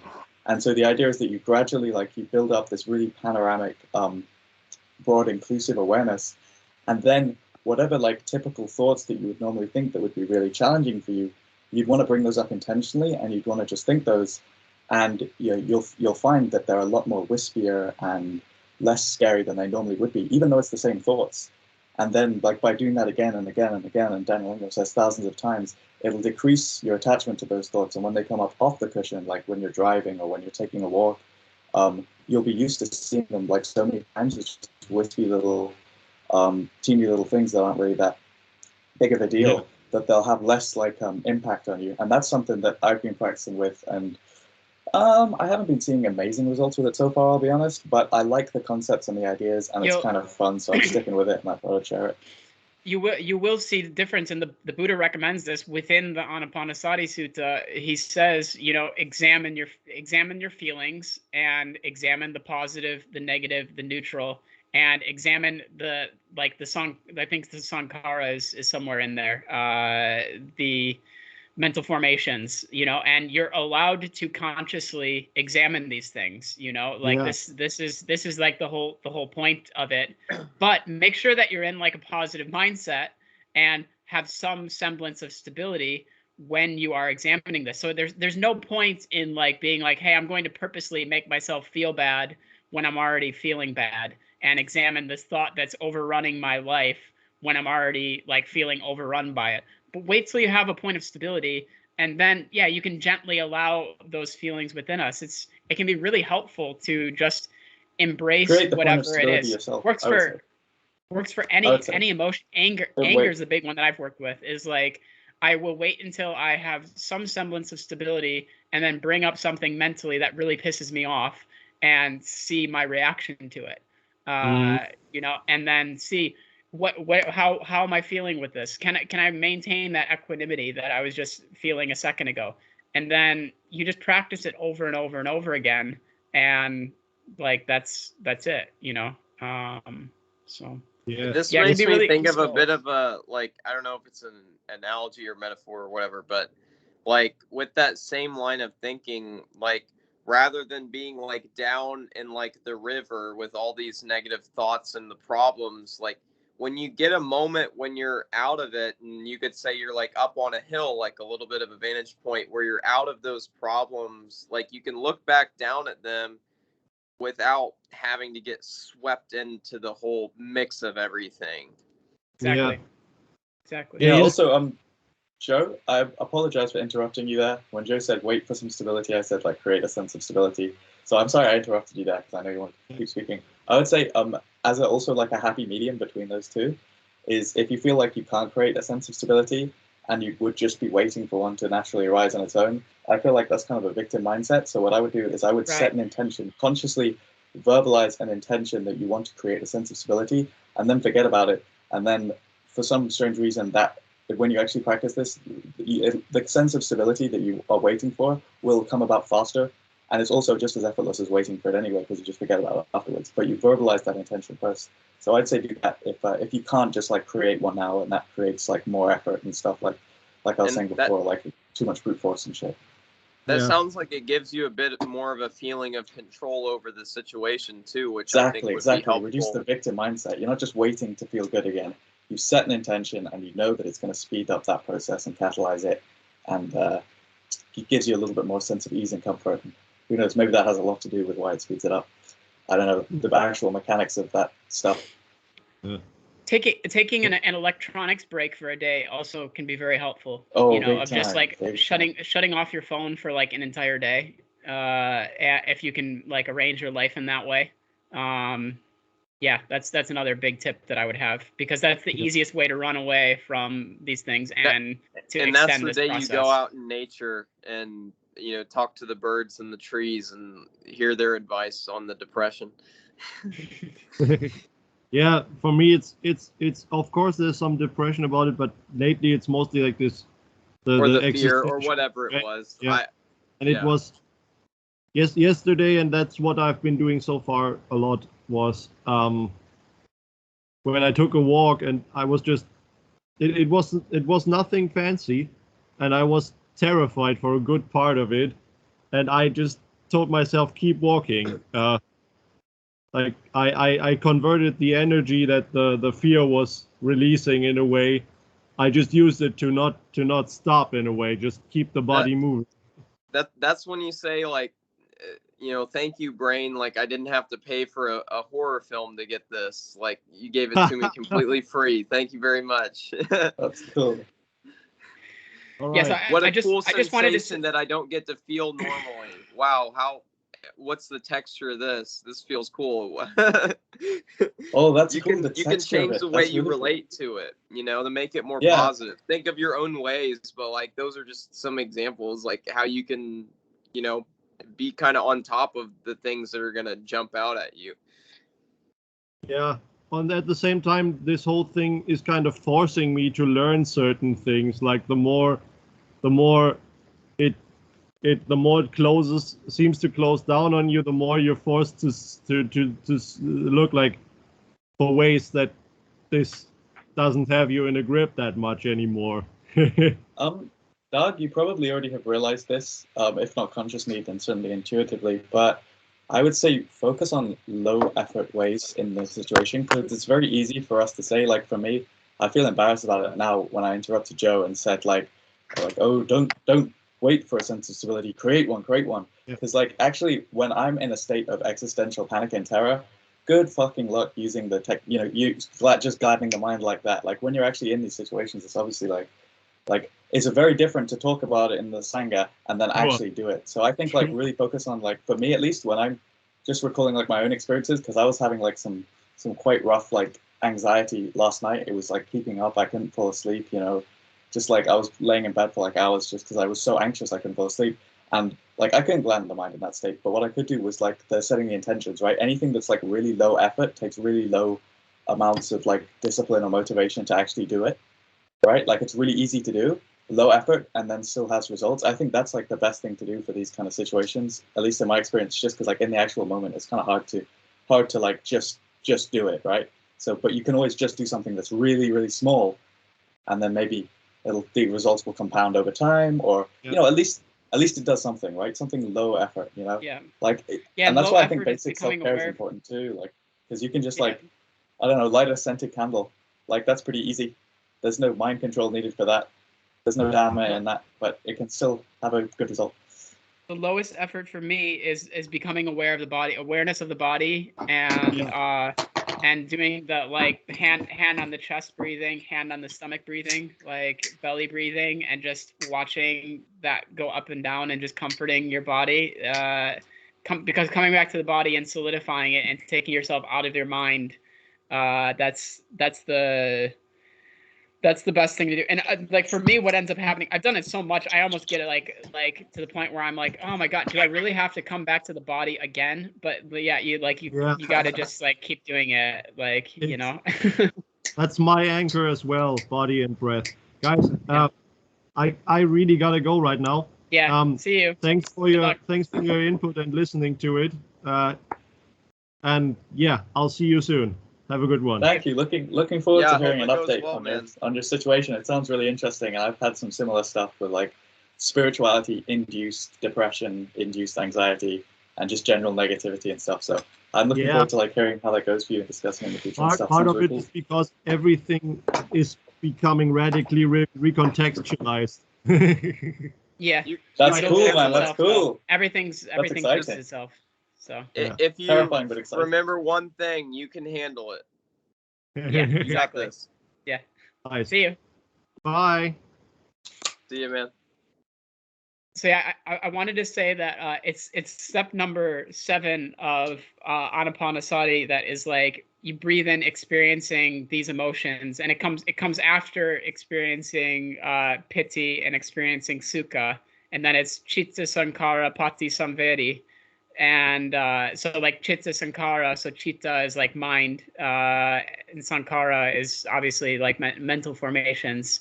So yeah, within the ānāpānasatisutta, he is encouraging us. And I think I just wanted to mention this because Robert, I think you should look at it again, the ānāpānasatisutta, and just, well, I look at it all the time. I've never read it, man. I've just been going off Dhammarato's interpretation the whole time. I haven't read a single original sutta.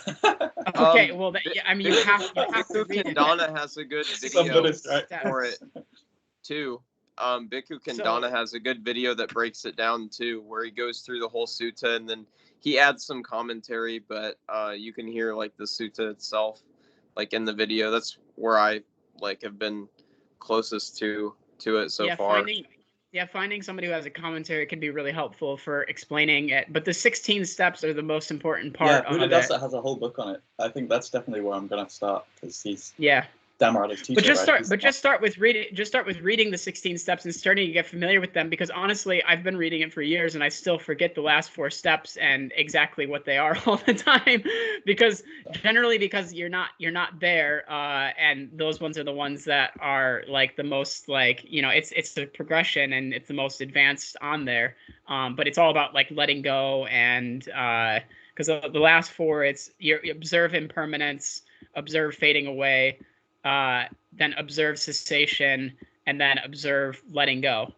And yes, those ones. So, and in Pali, it's like anicca nuppassi, and then viraga nuppassi, and then nirodha nuppassi, and then patini saga nuppassi. What does nuppassi mean? I'm not exactly sure, but it's the pattern that repeats itself throughout that sequence itself. Yeah. So we can just read it right now. The last, like I might as well just read the 16 steps, just because. Yeah, like, let's do it. Please do. Sounds good. Class is in session. Okay. So it's and how is mindfulness of breathing developed and cultivating to be very fruitful and beneficial? It's when a mendicant has gone to a wilderness or to the root of a tree or to an empty hut. They sit down cross-legged with their bodies straight and establish mindfulness right there. Just mindful, they breathe in. Mindful, they breathe out. Okay, so that's step 1. Aware that you're breathing in, aware that you're breathing out. When breathing in heavy, they know I'm breathing in heavy. When breathing out heavily, they know I'm breathing out heavily. I would replace that with breathing in long, and a lot of translations say like aware that I'm breathing in long. Most of them start with like short breath. They breathing in short breath and then long, or maybe no, not it's most long. That's long. So it starts. It's always the second step is long. No, yeah. So the first step is awareness of the breath. Well, I know what the second step you're saying is breathing in long. Breathing in long. Yeah, I'll find okay. Oh, yeah. No, it is the first step. You're correct. Okay. Always mindful, he breathes in, mindful, he breathes out. Okay, so step 1, breathing in long, he discerns, I'm breathing in long. Breathing out long, he discerns, I am breathing out long. Okay, that's step 1. Breathing in, number 2, breathing in short, he discerns, I'm breathing in short. Breathing out short, he discerns, I'm breathing out short. Okay, so you observe those 2 things. Number 3, he trains himself, I will breathe in sensitive to the entire body. He trains himself, I will breathe out sensitive to the entire body. And that can get a little bit complicated with the translation of what body is, but anyways, we'll just leave it at that for now. He trains himself, I will breathe in calming bodily fabrication. He trains himself, I will breathe out calming bodily fabrication. That's step 4. Step 5, he trains himself. I will breathe in sensitive to, I want to translate this to the Pali word because it's a lot better, piti. Okay, so it's piti that is next there. Is it pronounced piti or is it PT? Because I've heard. Don't know. I think the I has the, I don't know what the long. Do you know what that is called? Like the long line over vowels. Yeah. I don't know. So he trains in. Oh yeah, go ahead. He trains not himself. I will breathe in sensitive to piti. He trains himself. I will breathe out sensitive to piti. Okay, number 6. He trains himself. I will breathe in sensitive to sukha. He trains himself. I will breathe out sensitive to sukha. So, number 7. He trains himself. I will breathe in sensitive to mental formations. And this was the one that I was saying before, the chitta sankhara. He trains himself. I will breathe out sensitive to mental formations. Number 8, he trains himself. I will breathe in calming mental formations. He trains himself. I will breathe out calming mental formations. Okay, so that's all on that level. So that's just on the sort of feeling level, but not like emotional feeling, more the vidana, like on that level. Okay. And then you get to the mind after that is the next 4. So you go from the body to then the feeling, Vedana, and then after that you go to the mind. Okay, so then you have, he trains himself, I will breathe in sensitive to the mind, or chitta. And it's good to like start training yourself in like chitta here, because there's different mind that relates to like consciousness in Buddhism. So this is specifically chitta. He trains himself, I will breathe out sensitive to the mind. He trains himself, I will breathe in satisfying the mind. He trains himself, I will breathe out satisfying the mind. He trains himself, I will breathe in steadying the mind. He trains himself, I will breathe out steadying the mind. He trains himself, I will breathe in releasing the mind. He trains himself, I will breathe out releasing the mind. And I think that there might be a better translation for that at that point, because yeah, I like this one better. So we'll go through that order again with this translation. They practice breathing in, experiencing the mind. They practice breathing out, experiencing the mind. They practice breathing in, gladdening the mind. They practice breathing out, gladdening the mind. They practice breathing in, immersing the mind in samadhi. They practice breathing out, immersing the mind in samadhi. Okay, so first you're gladdening the mind, and then you get samadhi. And samadhi is gathering all the factors together, all this, the 7 factors of awakening together. That's samadhi. They practice. Can we go breathing... through the 7 factors after this too? Okay. They practice breathing in, freeing the mind. They practice breathing out, freeing the mind. And then it's the last 4, and these are the ones that I always forget. They practice breathing in, observing impermanence. They practice out, observing impermanence. So anicca. They practice breathing in, observing fading away. They practice breathing out, observing fading away. They practice breathing in, observing cessation. They practice breathing out, observing cessation. The final one, for cessation, it's Nirodha. They practice breathing in, observing letting go. They practice breathing out, observing letting go.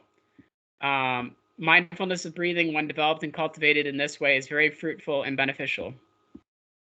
And how is mindfulness of breathing developed and cultivated so as to fulfill the 4 kinds of mindfulness meditation, like this Satipatthana, which you might have heard?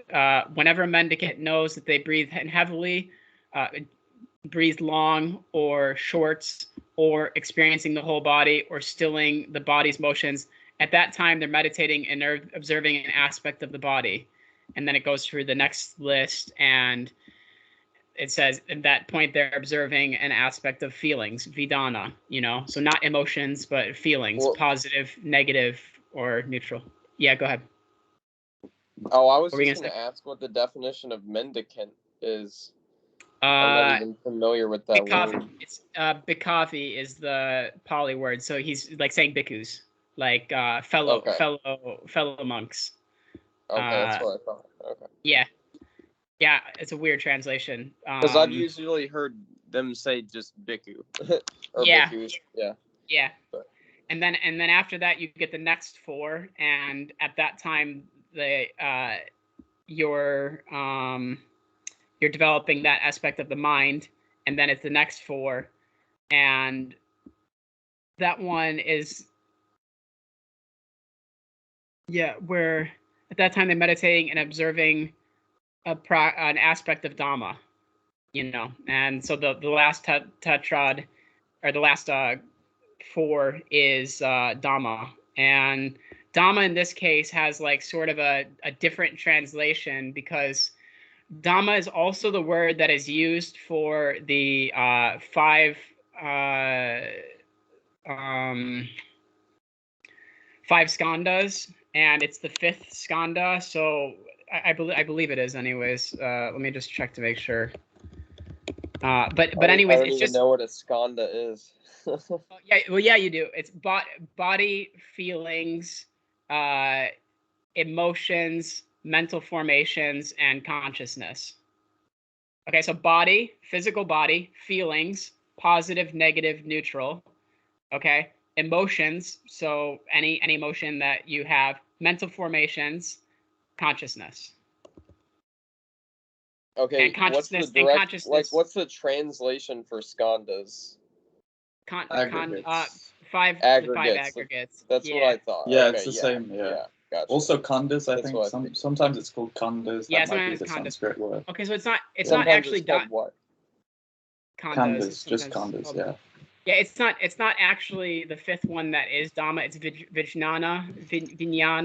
But anyways, it's just to keep in mind that Dhamma is not referring to like the overall Dhamma, but there's like another use for it in this circumstance. It's very like it's worth looking into because I'm gonna like butcher it if I try to explain it. But yeah, the fourth one, anyways, is talking specifically about Dhamma in that particular thing. So you can see, I mean, it's quite deep, you know, because like you're not going to get past like most of these steps because like we're just, you know, we're doing our best, and it's also not like, but it is linear, but then in a sense you a lot of times you're going right back to the beginning and just, you know, observing the long breath, you know, and stilling the mind, you know. Yeah, so the 7 factors of awakening, we might as well, yeah, we can over it again just to get it into our minds a little bit here.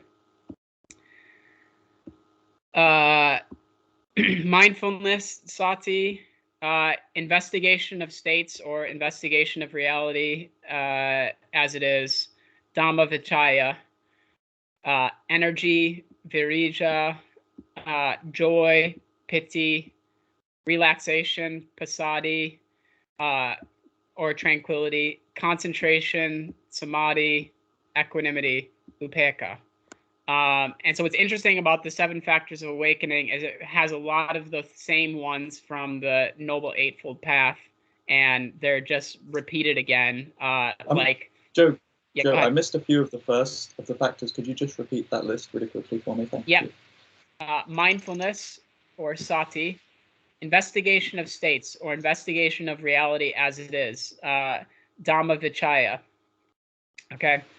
And the thing with these is it's more like they do, from what I mean, they happen a little bit more like in order, kind of, you know. It's not like the Noble Eightfold Path where like you're generally, you know, jumping between and they're all dependent on one another. These ones kind of more occur like after one another, okay? Like in practice, in physical practice, you know. And the only one that's kind of interesting is samadhi, concentration, the 6th one, which kind of gathers up all the other factors together. And so samadhi and upekkha, like upekkha technically is the last one, but samadhi is gathering up all the other factors together. You know, and so it's really like a weird translation when they say like one-pointedness or concentration, because it's really better to think of it as gathering up all of the factors together. And that's the one-pointedness of it, is that everything is together. So you've got the sati, you've got the Dhamma vichaya, the investigation of states, you've got the energy, virija, or the determination, the strong determination, the effort that is there, but not the effort that you're talking about, Robert, a lot of like, this feels like a lot of effort, but like effort directed in a wholesome way. Well, this is something I'll ask after this discussion, after this point. But it's a bit more complicated and nuanced than that. A lot of times, I can't tell that I'm exerting strong effort until the effort ends, and then I'm like, wow, that was actually a pretty awful, miserable state. But while I'm in the state, it feels great. It's a very complicated, nuanced thing, Emma. I don't even understand it, but continue.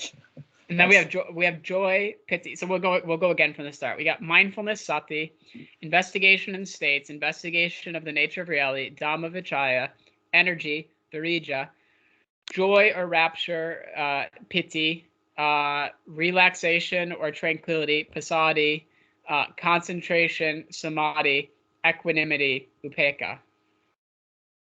Okay, and when we gather all of those factors together, then you can say that's awakening, you know. Then we get a diploma from our, you know, teacher that we've awakened.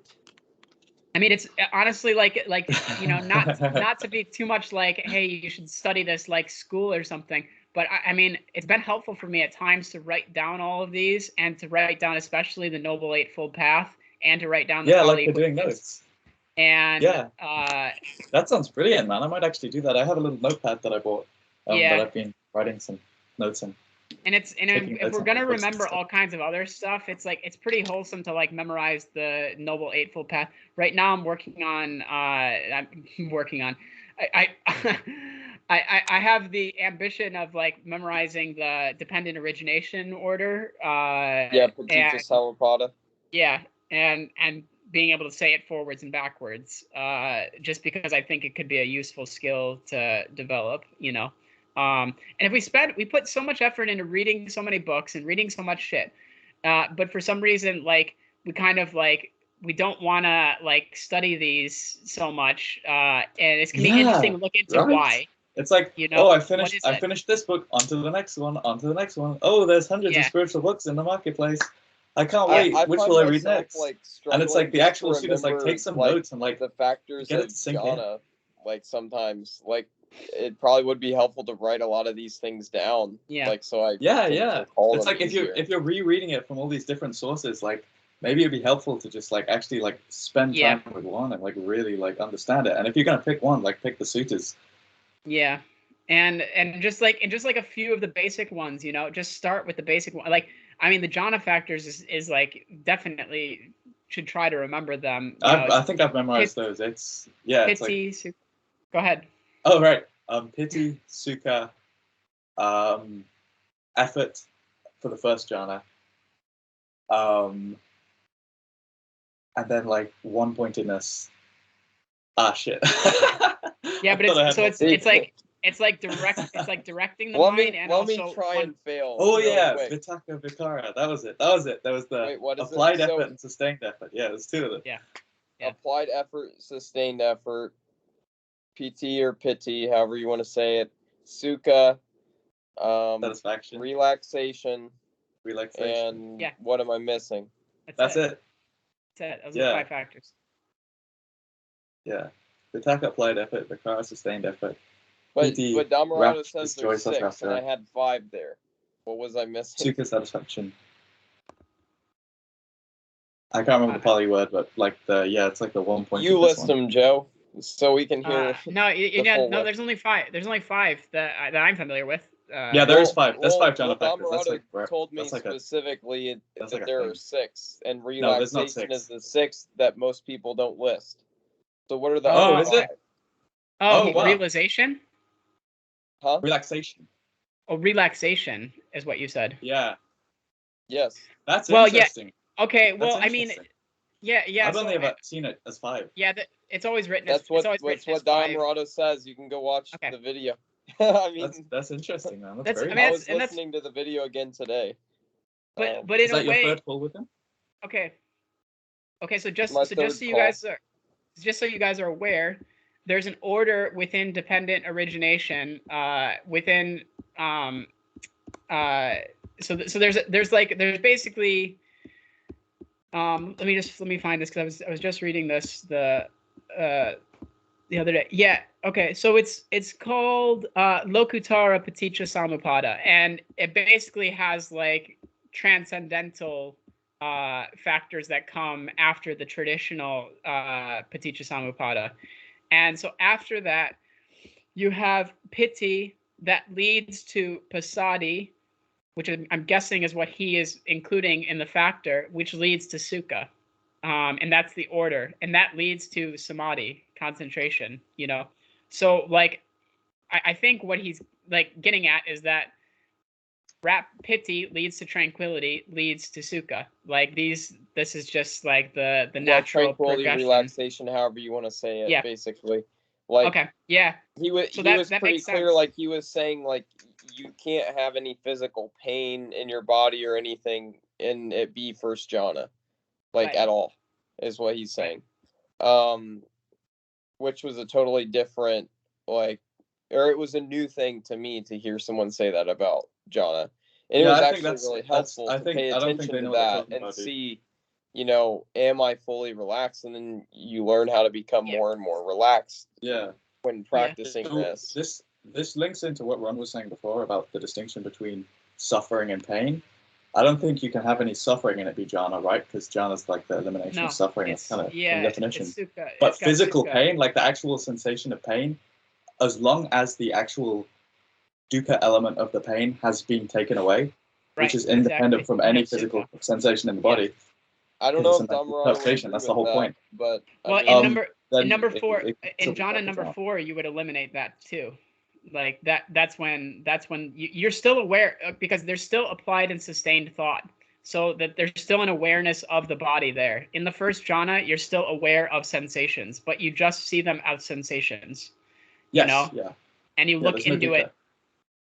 Yeah, and so there's Yeah. nothing associated with it. There's no judging. There's no you've eliminated that step of. Yeah, but there's still applied and sustained thought. It's still there. Like you have to have awareness of your body. You're going to, of course, because piti is going to be pleasurable. You know, like it's just going to be physically pleasurable within your body, to some degree or another. You know, but yeah. Anyways, I think some of the other lists though can be really interesting to look into. Like especially the Noble Eightfold Path, because there's so many different translations of the Noble Eightfold Path and the different words, and they can be useful to look at it. Okay, why does one person translate it as right view? Why does one person have right understanding? You know, and that can be really helpful in your practice. In my practice, I found it to be very helpful to examine Joe, what do does you want to does go? it change? Sorry, do you want to go over like the Noble Eightfold Path and maybe like your understanding of each of the terms and sort of the different translations you've come across? Because I'm kind of lost, like in which to go with, like what right view means, what right effort means. Okay, so I have the effort best. I understand more, but like right view, really, I don't know what the hell it means anymore because I've seen so much, you know. Okay, so right effort also can be translated as right action. You know, that can be another translation that I've heard for that one. That helps. Yeah, and it's just trying it out. So the best advice I got from this was reading a book by Wait, this is effort, not view, right? That we're talking about right now. But I view mean, is what I'm confused about right view, mostly. Yeah, right understanding changed that for me, is being like, okay, it's not something that I'm choosing, like that's this is just reality as it is. You've finally understood reality as it is with wisdom, you know, and you finally have gained some wisdom into this, and wisdom, what's the Pali word for wisdom? Panya, I think. Yeah, exactly. Yeah. And so when you finally have gotten that, because I think because there's generally an order of like getting to wisdom.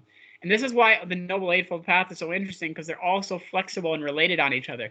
Are you going to wait until your sila is perfect and those 3 factors of the Noble Eightfold Path to get started? No, of course not. Like, you know, you'll be waiting for infinity if you try to get your sila perfect before trying to get any wisdom or any insight into reality.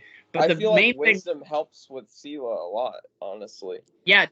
Oh, it's the biggest help. I think this should be the other way around. The wisdom should come first, because the sila comes automatically when you're wise. Okay, but then you have. You don't even have to think about it. You just do it. These are universal teachings for people, and some people might be like, you know. They're already too dumb to like not even. You don't necessarily need like, you know, I mean, like terrorists to be wise. I mean, exactly. As like the first thing that you teach them, you know. Yeah. Oh, yeah. You teach them that it's all sensations and that there's, you know, no self that lives or, you know, dies between, you know, moment to moment or whatever. And, you know, you say, okay, put down the needle first, right? Right. Put down the heroin, proverbial herbal needle first. Yeah. And this is why, like, you go to like a meditation retreat or to a monastery, and they have some regulations where they're like, hey, you know, try to not do this and this and this leave your while you're here. This is sort of the raw thing. So right view is just remembering that it's like it's within the like wisdom section of the Noble Eightfold Path. And so right understanding. So what is wisdom? Understanding. Well, you tell me you've gotten some wisdom. You know, I don't even know what it is. I probably have it, but I don't know exactly what it is anymore. Like insights, wisdom? You know, like insights. It's like insights. Wisdom is knowing to say that I don't know what it is anymore. That is wisdom. Brandon, you literally have like a video on your YouTube channel. Well, I'm doing great. No, it is. Rob? it's like when you realize something, it's like when you see something very clearly that it's true. So you see something the way that it really is. Yes. Right? So you thought it was some way before, and now it's been recontextualized because you have like all the evidence or more evidence, and you see. What if you're just Oh wow, this is actually the way. wrong again? This is my question. Sorry. Yeah, you have to have the humility. You have to have the humility to be able to see that. But I think at a certain point, you become so confident about certain truths because you've seen it so many times. And for some people, it happens. That's wisdom. And yeah. it happens like a lightning bolt. Like there's a lightning bolt. Like this jealousy that I've it's like been the feeling, aha moment, the aha feeling.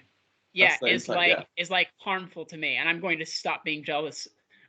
For most people, though, it's a gradual process. It's like, I kind of see that this jealousy thing is like really not a good thing. I should try and do it a little bit less, and a little bit less, and a little bit less, and then eventually you get to the point where you're like, okay, well, like that's clearly harmful. You know, like it's so clear that like I don't care if you argue with me about it. I don't care when I'm in situations with people. You just smile in that situation. You're like, okay, well, you know, I can sit here and listen to you, but I know you're wrong because like this is just reality. Like it's not a know-it-all at that point. It's like it's so confident from like examining over and over and over again certain aspects of reality. And specifically like the hindrances. The hindrances are just harmful. And there are people who would argue. There are people who would argue that they're not harmful. Like you might get into a philosophical argument with somebody and be like, there's nothing wrong with it. We actually did that. We did that in the last US Sangha last night. I was asking people like, is it beneficial to introduce some level of suffering to motivate myself to sit down and meditate? Because I really don't want to, and it hurts to do it, right? It's like that dull depression that when you first sit down because you wanted to like watch TV or something. And I was like, is it still good to meditate or should I just feel good? And they were like, well, you gotta find your way around that. Like you gotta feel good while you're still taking right action. That's the whole like challenge of it. That's why it's difficult. And I was like, that's even more effort. Yeah, I know what you're getting at, Brandon, is that like it is easy to like then take this to things we haven't actually had insight about, to things that we've just read or that we have not actually experienced for ourselves. I'm still struggling with a lot of things that from hearing other people say that that's unskillful, it's probably unskillful, but I still fall into those habit patterns. But there's certain things that I'm like, wow, that is just so clear. Like, but I know I do that a lot. You don't want to get cocky about it and like not be open to like change and other people's perspective, but also like just being confident that you have had real wisdom experiences and the wisdom to be able to say, I don't know. That's kind of the state I found myself in when I was asking about the like experience after death thing.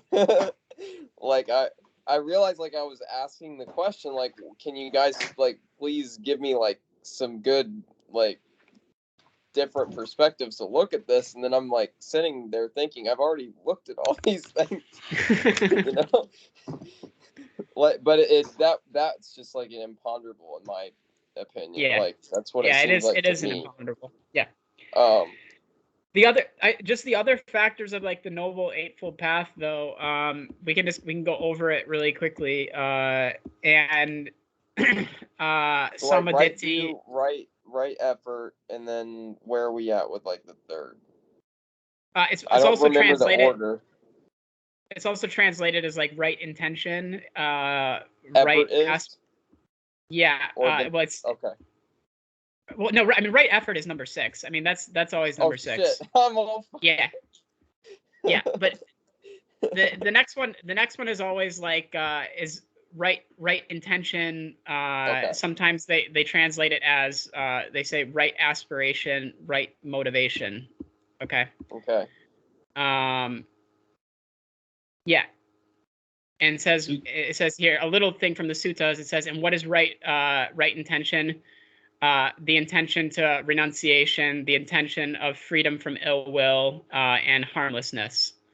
Okay, so you're intending at this point to be free from ill will, to have harmlessness. Okay, and it's useful to say like right view comes first. Like that sticks with me from like, there's a sutta that is like really a common one that is read all the time. And the Buddha says over and over again in that one, right view comes first, right understanding comes first. And seeing that our actions have consequences, this is it. This is the right understanding, you know? Yeah. After that, we've got right speech, which is pretty straightforward. You know, this gets into the sila aspect of it. Sometimes it's not. Some of the But I mean, stuff it's I've straight, been the reading gets translation. pretty hardcore on it, but yeah, I mean, The translation is pretty easy to understand, though, and it Yeah, for obviously sure. includes internal speech too. You know, it's not just external speech. So speaking to ourselves internally, right action, and yeah, and this is just like physically manifesting, like doing the right thing here. Right livelihood. Again, this one can get, I think Westerners get way too focused on this way too often. And I say this as somebody who got way too focused on it. And the Buddha doesn't like lay out these big, like existential sort of like, Which look one at is that? right livelihood. Right We livelihood. get stuck.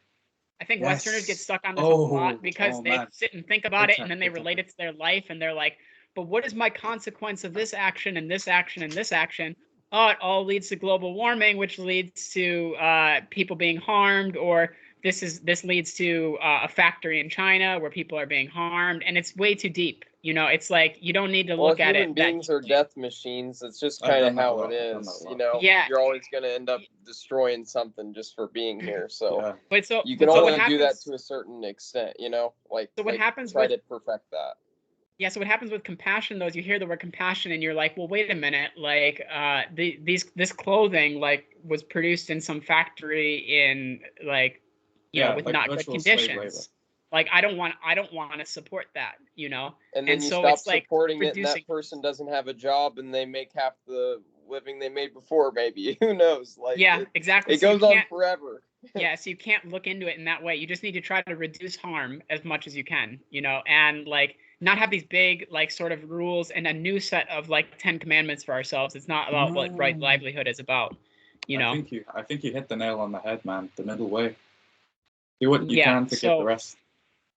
And then we have right effort, and right effort is like the, you know, the really big one also that Westerners are really not getting a lot. You know, and I know this is somebody who just didn't get it specifically What's the best because thing you could tell like me like to try to like help with it, like get the understanding you did like with right effort, like if you could just sum it up, if I could sum it up, like or you can talk replacing about it as unwholesome- long as you want. I got all night. Or all morning.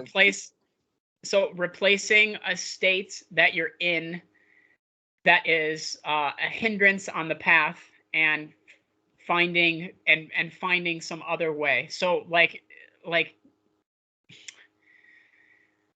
yeah, I mean the Buddha lays it out so well of saying like there's 4 different things that you can do, or maybe it's 5, I can't remember, of how to get out of a like this sort of unwholesome state, this hindrance state, and just not realizing that it's possible. For a while I thought the world is depressive and I want to face reality as it is, and like it just was wrong. It just was wrong view. Well, It that was it just a was not complete seeing it. lens of, you know, BS you're throwing on top of reality, that it's Right. depressive. Like it doesn't Right, exactly. have to be, but you can be Right. depressed, and then that's a valid experience Right. because you're holding that view. And so my Or- wrong or my that- wrong yeah, my that wrong effort lens. is allowing myself to stay in that state and not Yeah. changing it, and not So realizing right that I effort have is control. basically moving toward less suffering Wholesome. in a sense too, and more Wholesomeness. wholesome activities, thinking, whatever. Yeah. Yeah. Sweet, makes sense. Yeah. This is from the suttas. He says, and what is right effort? Here the monk arouses his will, puts forth effort, generates energy, uses his mind, and strives to prevent the arising of evil and unwholesome mental states that have not yet arisen. Yeah, this is the other important part, is that seeing that what to do when a state has not yet. So when we have, there's 4 different possibilities. So we're in a negative mind state, and we know that we're in a negative mind state. We're in a negative mind state, and we don't know that we're in a negative mind state. We're in a positive mind state, and we're not aware of that, or positive and positive. And the Buddha does this often because it's like an easy way of remembering things. But basically, he gives you tips for like, how is it that when an unwholesome state has arisen, what do we do with it? Or what do we do with states of mind when they haven't arisen yet? Well, obviously, that's pretty easy. Just keep going with what you're doing. If an unwholesome state hasn't arisen, then just keep generating the wholesome, Okay, so he says he arouses his will and strives to eliminate evil and unwholesome mental states that have already arisen. He arouses his will and strives to generate wholesome mental states that have not yet arisen. Do you think that was a mistranslation, the word strive? Do you think that was someone like picked just a bad word for that, and now it's just spread because like some idiot just like right? Yeah, it wouldn't be striving because you're actually doing it. Yeah, strive sounds like try. Yeah, you don't try, you trying just do. To do it. Yeah, exactly. Yeah, just do it. There is no and try. This is how you do. Like and this is how you have to read the suttas, is with an ear for this. Especially like if you read Bhikkhu Bodhi's translations, like he's the one that has done a lot. I find his translations very misleading very often. And just for my personal practice, he's obviously like an awesome guy because he's like, I don't want to like disparage the guy for doing like massive amount of translation work. He's translated everything. But like at the same time, I find some other translations more useful often, or comparing them from different traditions can be useful, or just using your common sense and being like, wait, that doesn't make sense, like. And then he rouses his common will, sense is huge on the path, man. That's understated. It's the importance of just actually like people reject. I feel like because this is something that I did for years was like rejecting our intellect, rejecting common sense. It's like, oh, that's just monkey mind, and it's like, no, dude, like actually like think about this, think it through. I don't think the Buddha would really use that term that much, or at least he would say he would have other terms for intellect in a positive way. I mean, in Hinduism, there are frames that talk about mind in a rather positive way, opposed to just like, it seems like a really new age spiritual thing to get all attached on this idea of monkey mind and like hate the intellect, hate thoughts. And it's like, okay, we just pushed away and created aversion to, our sixth sense door forever. That's going to work, right? Yeah. And a common one that people get hung up with when they first hear about the next factor on the path, which is like right mindfulness or right sati, is I've heard all the time from people. They're like, okay, so I'm not supposed to think about the future. I'm not supposed to think about the past. How do I plan? How do I like get anything done? I'm only here in the present, so like I just have to be aware of like what I'm doing, and like then they get in their mind the future like and the past are in the present, so right, it's exactly. not a problem. Yeah, but it's definitely a leap for a lot of people. That's exactly what I was talking about. I actually completely forgot what I was talking about. What did you just say? I had a really good point. I was talking about the future and the past. The future and the past. Like that's exactly what I was talking about with like resisting my own sense of self and creating even more resistance through spiritual ideas. It's like you're creating even more resistance. Like when you're thinking, don't think of the present, don't think of the future, don't think of the past. It's like, it's like all this tension. Yeah.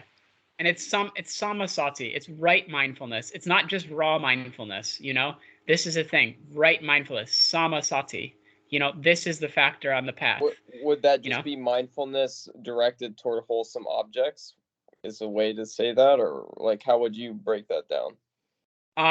Wrong mindfulness. It's easiest to use an analogy. Wrong mindfulness is being in war and very focused on your gun that you're aiming at somebody, and you're very mindful of your like pulling the trigger and killing somebody. That's wrong mindfulness.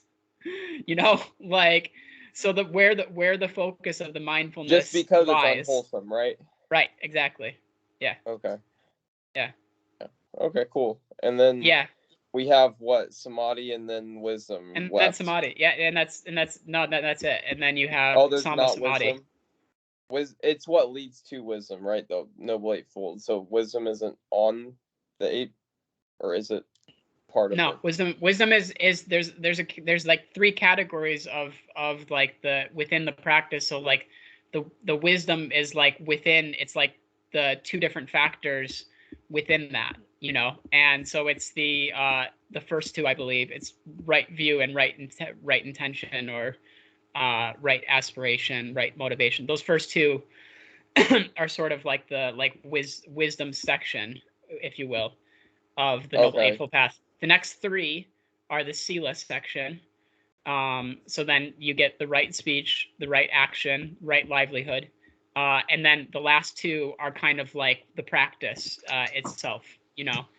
And that's the right effort the last three. So it's the right effort, the right mindfulness, and the right concentration. You know, those are like the things that you're doing, the super mundane, if you will, of the thing, you know. I wish I had my other book with me just to verify, but I've read it so many times. I'm pretty confident that that's how it is. Yeah, but I think, but just to stick to something I am really confident about, to stick to the right mindfulness thing, it's just to have all the other factors together with us, and it's the same with samadhi. It's samadhi, you know. And so it's like there can be a wrong samadhi, like that is Probably all of possible. mine, right? and the Buddha puts out what is like wrong, and like he says in one of the suttas, he says each of these, what is right and what is wrong. I think it's the Great 40 or something like that is the one that best says it, is the sutta that goes over the Noble Eightfold Path the best. Definitely another one to check out. And what is that? Which what number is it? Well, yeah, what number? 117. Okay, so Majjhima Nikaya, right? Yeah. And that one's, yeah. I think that's Yeah. one of them that Dhammarato was telling me to do, like 117, 118, and 119 were like the best places to like start. Yeah, but starting with 119 first and then reading. That's what he said. He said 119, 118, and then 117. 118 and 117. Yeah, exactly. And I don't think I've looked at 117 yet, but I think I've done look like at it. It's awesome. 119 and 118. Yeah, 117 and 118 is is ānāpānasatisutta, right? Yeah. And what's 119 called? Mindfulness of the body. Mindfulness of the body. Yeah. That was where it was talking about like your body's gonna be decayed in like some like grave, like all the parts. And it makes sense, right? Because you're like, if you're not aware of your physical body, if you're just like completely just in the air, like you got to become like grounded and aware of your body. It always starts there. Every meditation for me, that's step one, is like awareness of the body, you know, like that's traditionally how it's taught in like almost every Thai forest teacher I've had. When they do a guided meditation, they're always like awareness of the body for at least the first like 5 minutes. Yeah, you know? Even in heartfulness, when we always started with a like relaxation that basically went through like a bunch of different like small body part. Like basically it would go through the whole body, like, you know, relax this part of the body, relax this part of the body, and you'd go through the whole body, and by the time you go to actually meditate, you're already in that rather relaxed state. Yeah. I mean, it's just useful in everyday life of what we were getting at with Dog too, that like when things get overwhelming, like that's the place to focus, is the body, you know, and to see our mind jump to the negative, like what I've just because it's so present in my mind, what I've recently noticed is whenever I get overwhelmed by emotions, and then I go to my body, it immediately goes to the negative sensations, and it doesn't notice that there's also a lot of sort of neutral and positive sensations within my body at the same time. And it's like, wow, that's kind of interesting that like I feel like anger, and like I immediately will feel it, the attention goes to my throat. What about my feet?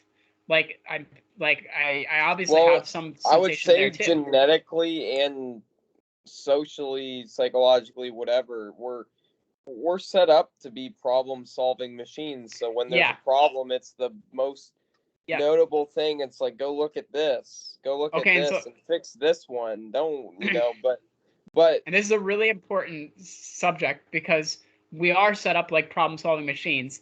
And what does our mind do when there's no more problems to solve? And that's what hey, meditation. Let's make a new one, buddy. Woo, let's get going. And go to any like, go to any meditation community or any sort of like monastery, and you'll see it in action. I remember being at a monastery and them getting in an argument for 45 minutes about what they were going to do about these frogs that were in this pond, and the frogs were eating the slugs. And they felt responsible for the death of the slugs because they had created this pond. And I was just sitting there like, are you guys like aware of like reality right now? Like, all of us are coming to your monastery, and like there's like so many other problems. You're discussing like whether you're causing the frogs to kill by creating a pond situation. I was just like, oh my God, like they are just creating problems that are not there. But our minds love to do that, especially in the West, where everything is great.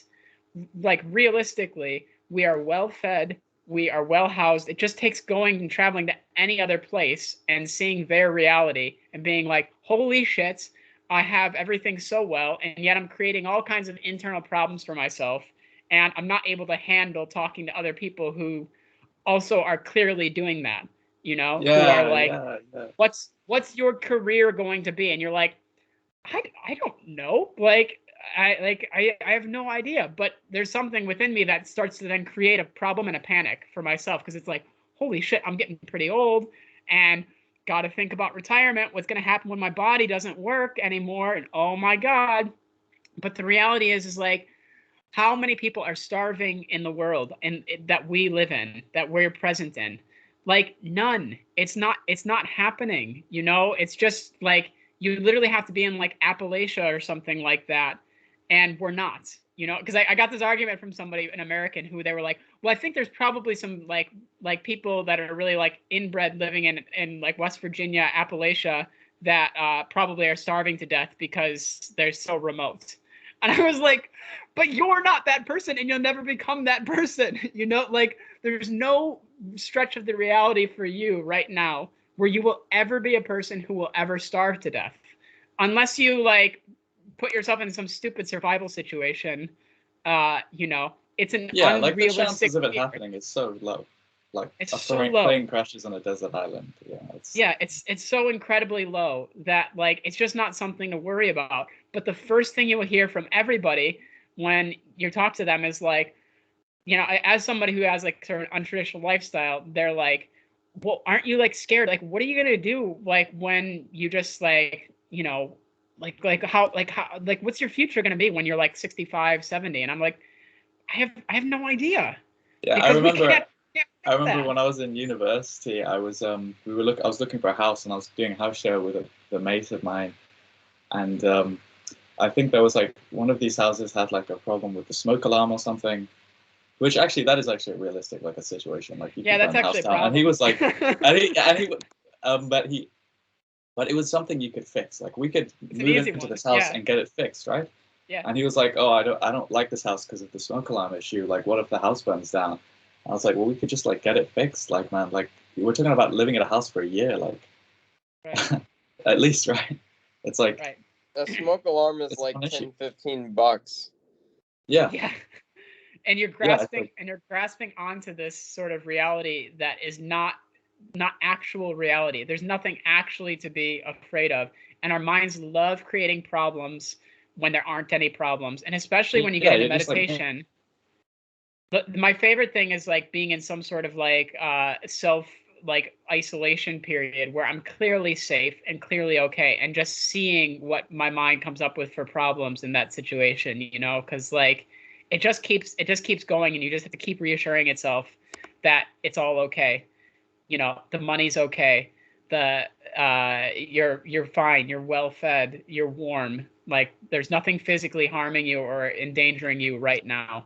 But but we've trained in the other way to be problem solvers, and our minds can't just shut down just like that and see that there weren't any problems to begin with. It has to be a moment, and I'm not there yet. You know, I haven't gotten to the point where I can't create like false problems. I just speak of it because I see it all the time. Where I'm You have like, some wisdom. like my new one for myself is that I just see it constantly. Where like I keep looking at my calendar over and over again, thinking that I should be doing more things, or thinking that I'm forgetting something, because I have so little on my calendar currently right now. Like I don't have to do, like, for the next week I don't have to do anything, and so You're a but my farmer in mind the is, winter. I mean, of course. Let's hope that that's the case, right?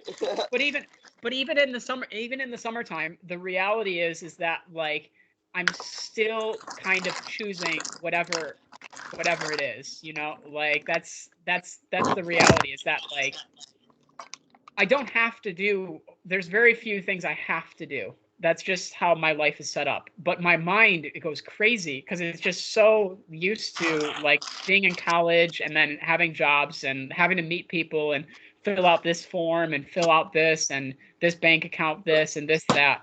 Then I'm like, wait a minute, there must be something that I have to do. And I wake up and I'm like, holy shit, no, I don't have to do anything. But what do I want to do? You know, what is my plan? Can I create something where I have a new way of looking at it without creating this sort of like massive attachment there to it?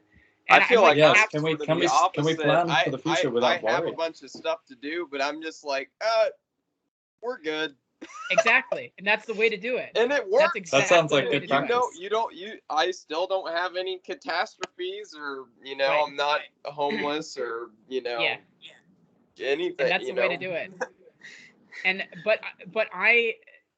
I'm still doing things too. And But I like still right now, make more problems for myself than I need, for sure. It's Yeah. hard to get away from that. Yeah.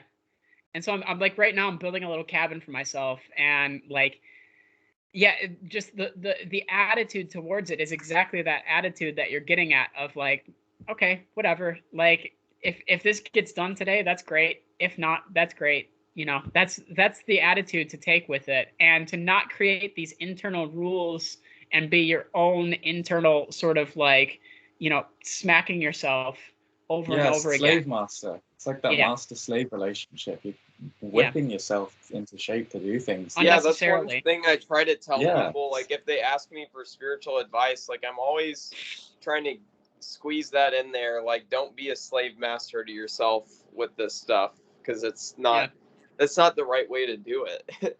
And it usually doesn't work that well.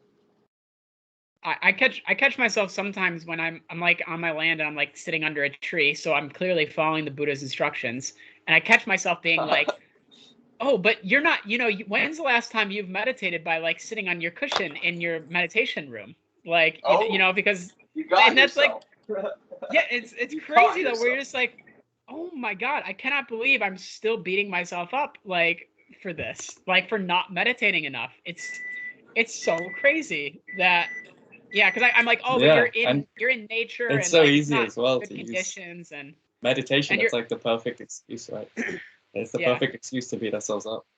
yeah, it's crazy, and then you just notice it and then laugh at it and start again, and And Yeah. look, you're meditating now.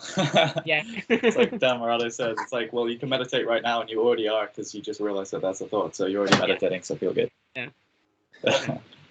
Feel Easier good said I than find now. it I find it Easier said helpful than to like talk to you guys about it, because then I can laugh at these ridiculous things in myself. You know, it's like you can step outside of your personality structure for a second and be like, wow. Like, I mean, you guys can picture me. I'm like, I wake up in the morning, I'm like looking at my calendar, like a slight bit of panic, a slight bit of like, oh shit, I've got to get out and go do something, you know, and then I have to like calm myself down, like, and I do the same thing over Maybe and you over gotta again. And get in and do nothing. it's almost, I feel like it's almost embarrassing, at least for me, to like just how much I actually have to self-soothe to overcome things that I know are irrational. I know that this is a silly thing to worry about, but I'm actually having to like take a couple minutes to just breathe deeply and calm myself down. And you know, there's nothing wrong with that. Like I of course I will go through this process, but it's almost right effort, embarrassing to have to spend of course 5 minutes nothing calming wrong with myself that. down over something I know is ridiculous. It's only like ridiculous to other people who don't understand what you're doing though, because like everybody else is like, why can't you just get on with it, you know? And like you're like, Well, exactly, hey, yeah. well, you know, like I've looked at my mind a lot and it works in sort of a different way now, and I'm just gonna have to take a minute because I know it's beneficial for me, and it might look weird to you, but I'm okay with that. I'm the weird guy anyways, so I'll take that 5 minutes, you know, and not feel weird about it, because that's what is the most like kind thing to myself in this moment, you know.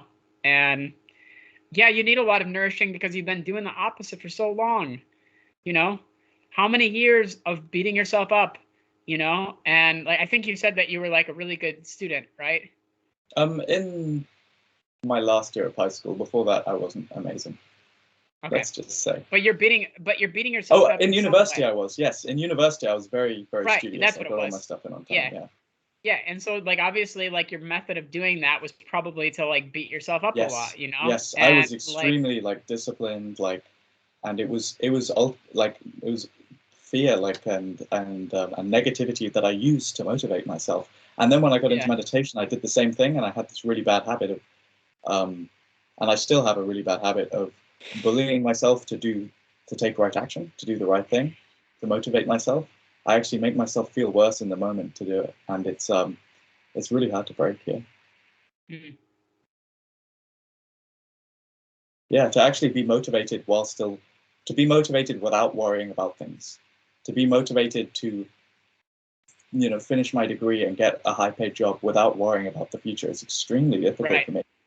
And so you take the moment that you're in, and that is the moment when you're like, okay, I'm focused on the task that I'm doing right now, with a lightness and a freedom, and you carry this freedom attitude with you through that task that you know is necessary, and you skillfully decide, this is a time when I need to think about the future and I need to plan for the future. I'm going to set aside a time for myself to do that and focus on that. That's brilliant. And yes, now, and then you don't have to worry about time. it because you know you have yeah, your exactly. special. You already had it. You already did that. Block. And especially it won't come up in like meditation or anything because you're like, I've already done that. And when it does come up, you're like, wait a minute, I don't need to think about that. I've already done it. I didn't think about that. I have my special time. Yeah, that's actually quite genius. Right now, I might do that. Yeah. I gotta get an electric hookup at my farm, and like I'm just like kind of procrastinating about talking to an electrician basically, and the number of times I've had the conversation with the electrician in my head versus like you know I only have to have one conversation for about 10 minutes, but like the amount of time that I've thought about it otherwise, and it's like, wait a minute, it's totally irrational. You know, it's not like getting I've been doing the same thing, and Brandon is, because I've been procrastinating this for about a month now. Like a month, like getting my piercing changed. Like this is like the piercing they gave me like when I first got it done, and now it's been like a couple months. Like I can go back and get the piercing changed, and like I bought all this jewelry, but like I can't use it because like I keep procrastinating just calling and booking the appointment at the piercers, and I can't do it because it's Saturday today, and then the first 5 days of the week come around again, and it's like, oh, I'll do it tomorrow, and a month later I still haven't changed the piercing, and it's like, what? It's like that's not even like a problem. Like that's a fun thing to do. It's like it's not even difficult. You're calling someone to go do something that will bring you like happiness. It's not even like a.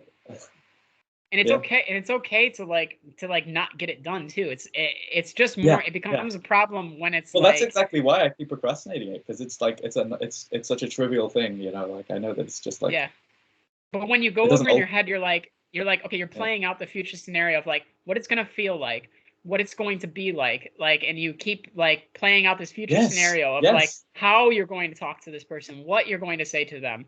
And like that's when it becomes a problem, because you're like, okay, I mean, I'm just spending way too much time on this and it's not getting done. So the best way to get things done is to realize that like sometimes I like looking up stories of like different monks in other people's lives and stuff. Like Sadhguru is a good example of this, where like the amount of projects that dude has worked on is absolutely incredible, you know? And you're like, how the hell do you manage to like get all this stuff done? Thich Nhat Hanh's the same way. Like when you look at his life history, you're like, holy shit, he did a ton of different things in different ways, and he like is like managing to like do like the number of books and all this stuff. Well, how does that happen? You know, it's like they're not superhuman. You have that ability within you too. I don't know, man. I think there's a certain level people reach when their mind is so naturally purified that that you can just which be you like can reach effortlessly also, productive. which you also have within you. Yeah, I was And talking to a guy last night for about 8 hours who had he was a Sotapanna, I think, and he was saying to me like after he got his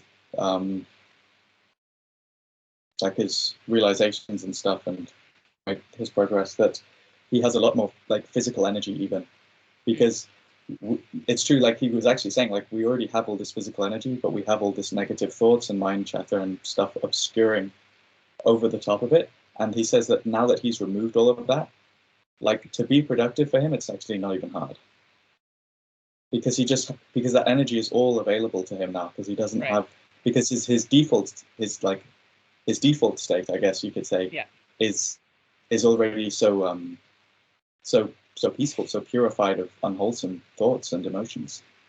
Yeah. So I think there is a certain superhumanness that some of these guys have tapped into. But what? Yeah, and they have, but you also have that with you. So like you have that ability right now to also tap into this, and that's the key. Is that like you have the ability to maintain this attitude and this right attitude towards these sorts of things, you know, and like to change your way of thinking. It's totally within you. And so when we separate it and we're like, well, it's sort of a mental thing that we do, is we're like, well, they must have just been born a saint or something, like, you know, like there must just be something that's different about them. But no, it's like an ongoing process and an ongoing like thing. And yeah, you know, and the opposite happens too a lot, that people get into like spiritual circles and then all of a sudden they really don't get anything done and they become very selfish. And I've seen that a lot, you know, that people they're misconstruing the teachings a little bit and not really understanding that it is possible, like Brandon said. I mean, you can just call me out if you want to talk shit about me. No, but like you were just say saying my name. But you were just saying like how you can get things done and kind of have a laissez-faire attitude towards it, and then miraculously you're never you fix get more all the things problems done in life, no matter what, you know, all the problems, you know. So you only fix one at a time. Just be a chill no matter what, for the most part. I mean, there are some things that require a bit of, you know, speed and gusto, but for the most part, you can just let the things roll in and you know. And miraculously, at the end of it, you'll find that the turtle wins the race. You know, it's like the turtle and the hare again. You know, of like you just like you take care of one thing at a time, and eventually it's not just a metaphor; it's actual reality. Like often when people would ask me about my last farm, where they were like, "Holy shit, how did you plant all of that shit? Like you must have had a ton of people working here." And I was like, "Well, I was here for 5 years and I didn't have a job, so like." How much time do you think that I had to plant things, you know? Like you're used to working in your garden for like a couple hours at a time. I was spending 8 hours a day, every day in my garden. Of course, the whole thing is going to be filled with plants. Like, do you have any sort of understanding of this? You would hope but so. Like, yeah, you'd hope, hope that it'd be filled with plants, you know? But people were so amazed all the time. They're like, oh my God, it just can't be possible. And you're like, it's not even hard. It's really not, because it's just one thing at a time though. You take one task and you focus on that task. And if your task has to be planning for the future, then you just spend the time doing it for that little amount of time that you do. And that's it. You know, if your task is healing childhood trauma, maybe that's what you want to work on for a little while. You know, you're like, you know what, I'm going to set a little bit of time aside for myself, so that I can work on like just comforting the inner child within me, you know, and not a lot. I'm not going to like make my whole life about it, you know, but every once in a while it's worth it to spend an hour and do some sort of, you know, whatever. We all have trauma of some sort. Trauma is a bad word. We all have some sort of past, like stuff within us that we've suppressed. Yeah. Baggage. Yeah. So I'm going to spend a little bit of time dealing with it instead of thinking about dealing with it. Yeah. Instead of forever. it coming up randomly throughout the day and just interfering with whatever I'm doing and spoiling exactly. my Yeah. flow state. Yeah. I mean, for that, there's a few like inner child meditations that I haven't done one in a long time, but like, every, I don't know, like 3 months or 6 months or something like that, I'll do one. And like, you're like, okay, well, that's all that it is. And people can get really hung up on this. And I've been in a lot of spiritual circles where they're like constantly talking and thinking about like healing trauma, getting back to this original pure state. And you're like, hey, like the pure state is right now, and it's again right now, and you get really hung up on the past. And That's so these are brilliant, the man. two That's really things to not get hung up. And it's a very easy solution, is like set time aside so that you do this, and not too much time, because you know how much time you realistically need. You don't need to dig into your shit like over and over and over again. My ex-wife, she like spends like, one of the problems in our relationship is like, it'd be like every day she'd be like doing some sort of like childhood trauma healing shit, like some new shit. And I was just like, oh my God, like you gotta like function, like you can't spend like 3 hours a day. Like, yeah, you can, you probably, you're supposed to let people do what they are gonna do. But after surgery, you don't have to keep ripping the organ out every day to look at it and then have that as some type of healing. Like, maybe you look at it and you understand it and you process it, and then you let it do its thing for a while. And you put a bandage on it, and you maybe put some moisturizer on it, and then you wait, and then you let time. And then you do an X-ray next time instead of ripping it out. Exactly. Yeah. And I've been there too. I mean, like when I was really into like ayahuasca and stuff, like I was really like, I just gotta like just keep digging into my shit like over and over again and go deeper and deeper with ayahuasca, and like eventually like this is just, and then I was like, holy shit, I mean, this isn't actually gonna end ever. There's never gonna be a moment where whatever that difficult memory is that we're carrying with us is going to be completely eliminated. But I can relate to it in a different way. I can smile at it. I can like. Why would you okay want it to be eliminated? That sounds like amnesia instead of like being a person. Well, it sounds like some glorified spiritual woo-woo, ultra rare, isn't realistically ever going to happen in your lifetime, supermassive jump in progress that for some reason have just been blown up over the years into just a huge big deal. Like you always hear like, I had this sudden moment in my psychotherapy session where I realized the truth of my trauma. I let it go, never suffered from it again. Yeah. One. The best one is Eckhart Tolle at the beginning of The Power of Now. Sells intro of that book. That doesn't mean it really works that way. I was suicidally depressed, and I suddenly had a thought: who is going to kill me if I'm me? Woke up, literally never suffered again, bro. I'm done, bro. Like, what the fuck? I don't Come know. on, how many people does that happen to? Like 1 in a million, dude. Yeah, I mean, but they get so glorified in our culture and stuff because it's like it's so cool, right? It's so easy. That's why we focus on the nibbana for everyone, not nibbana for 0.00001% of the population is the method you want to choose to use. Yeah.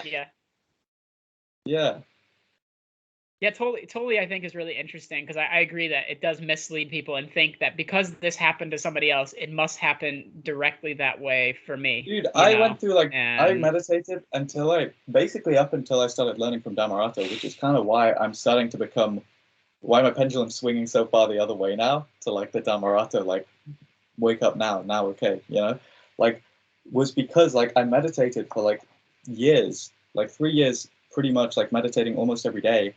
And making my actual happiness, I made progress. I was able to get into jhanas temporarily, not off the cushion, and I was able to, my technique, of course, it improves, right? Obviously, but my actual baseline state of happiness and my mood didn't improve. But I always told myself, this is normal, right? This is fine. I'm not supposed to make progress now because it's all building up, right? It's all building up to the sudden moment where it's just going to snap and I'm going to become awake. And this was my belief because that's what I've been told.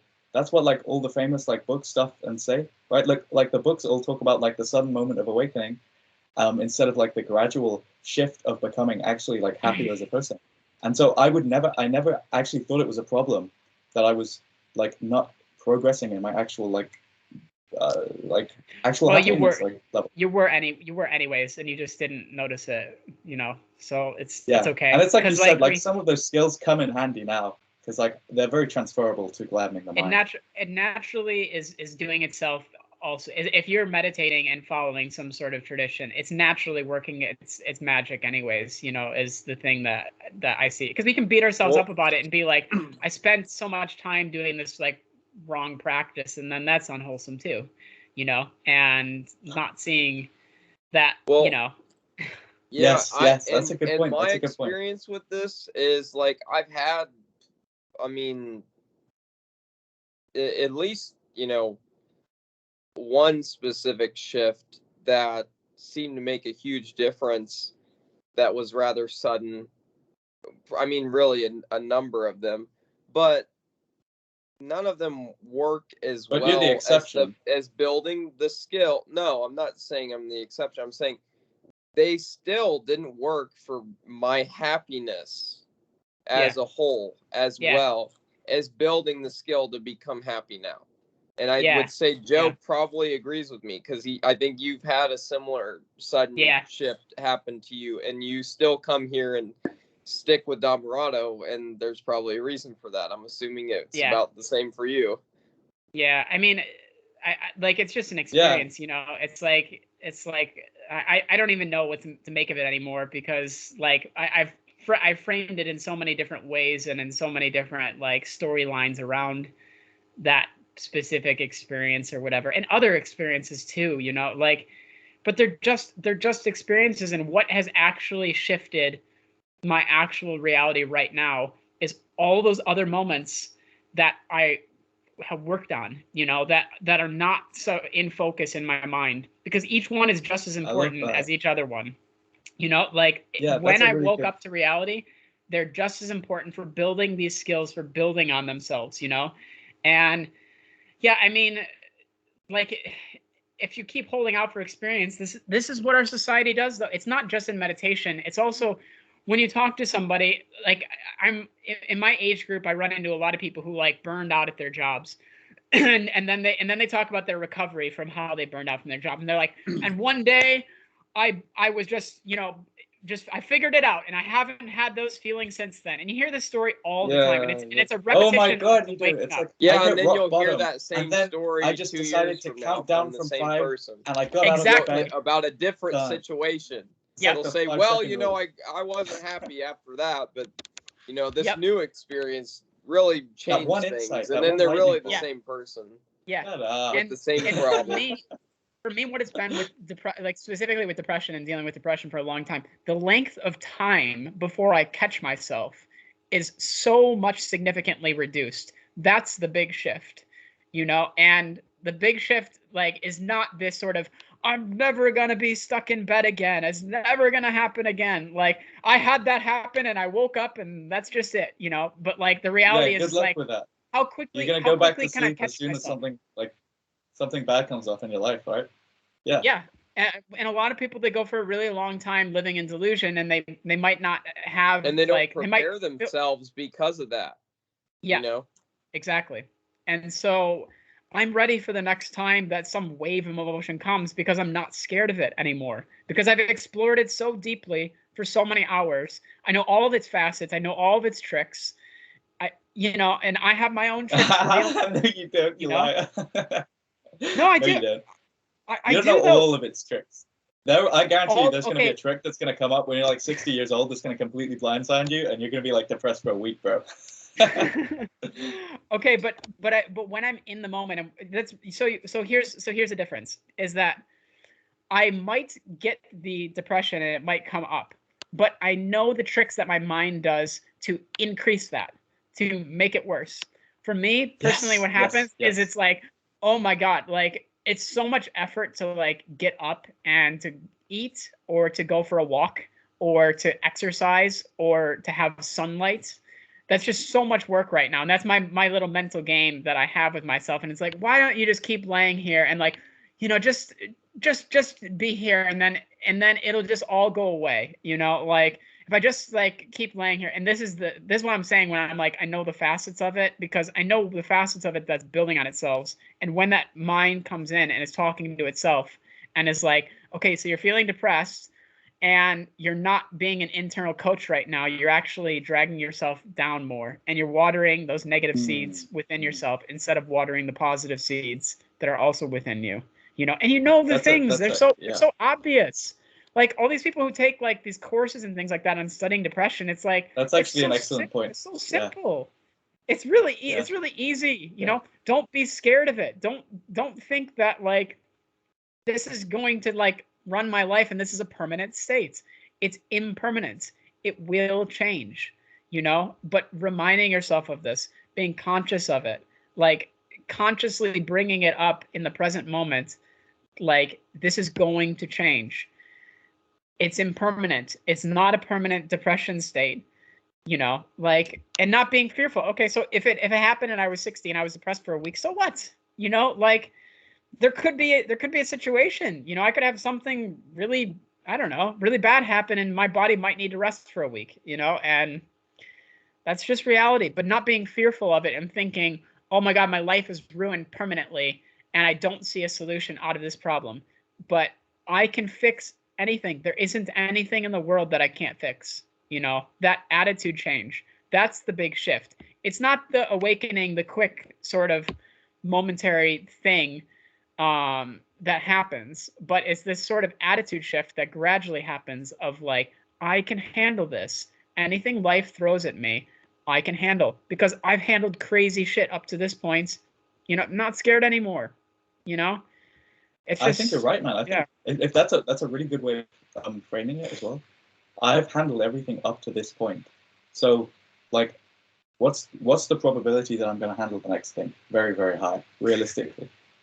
And I was actually falling into that same nitpicking trap that we just talked about when I discouraged you and I said, no, you can't. You're being a moron. Like in a couple of years, you're gonna get depressed again for like a long period. You know, this happens to everyone. But I was actually nitpicking. That's a very small portion of your life that's going to happen. Right. The rest of your life, you are going to be able to handle everything. So why was I nitpicking and focusing on this one tiny negative thing? The frogs are eating the slugs in the pond at our monastery. Yeah, but like, look how you've got a monastery to like live in, and like you have all these monks like teaching each other, and it's like, and all these people visiting it, right? I was actually falling into that same very trap. So thanks for pointing that out. That's a really good point. It's because you're scared. You're scared of it because you've heard so many horror stories that are not reality. Yeah. And people, and like I noticed that in myself. I'm scared of that week of depression that I know is going to come up like in a couple of years or a couple of months. That I know. I'm worried about it, but just like, who cares? I can handle it, and that's only going to be a week, and then the rest of my time is going to be like this. Or when you notice it might be less than a week. You know, that's been my experience anyways, is like, I just don't get depressed for more than like a day anymore. And most of the time it's like half a day. And I was somebody who was just not like that before, you know? And that's a true shift for me. And just seeing it minimize and minimize. Like my ruts are becoming shorter. Like my ruts have, I still would definitely not say I'm the kind of person who wouldn't fall into like a depression that lasts a week or a couple of weeks, but definitely my ruts in general are becoming shorter. Like, yeah. Well, and overconfidence in practice is like a huge thing. So being realistic is great, you know, and being like, hey, this is realistically where I'm at. This is actually my reality.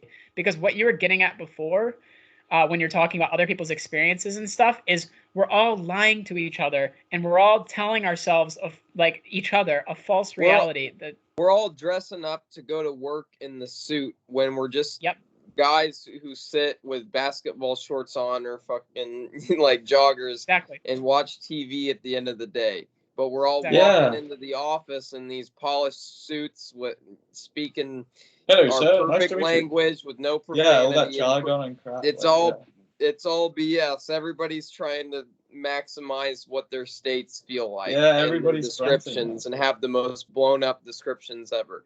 And you know, I've done that to you, Rob. I'll tell you now, like, I probably have oversold a lot of things.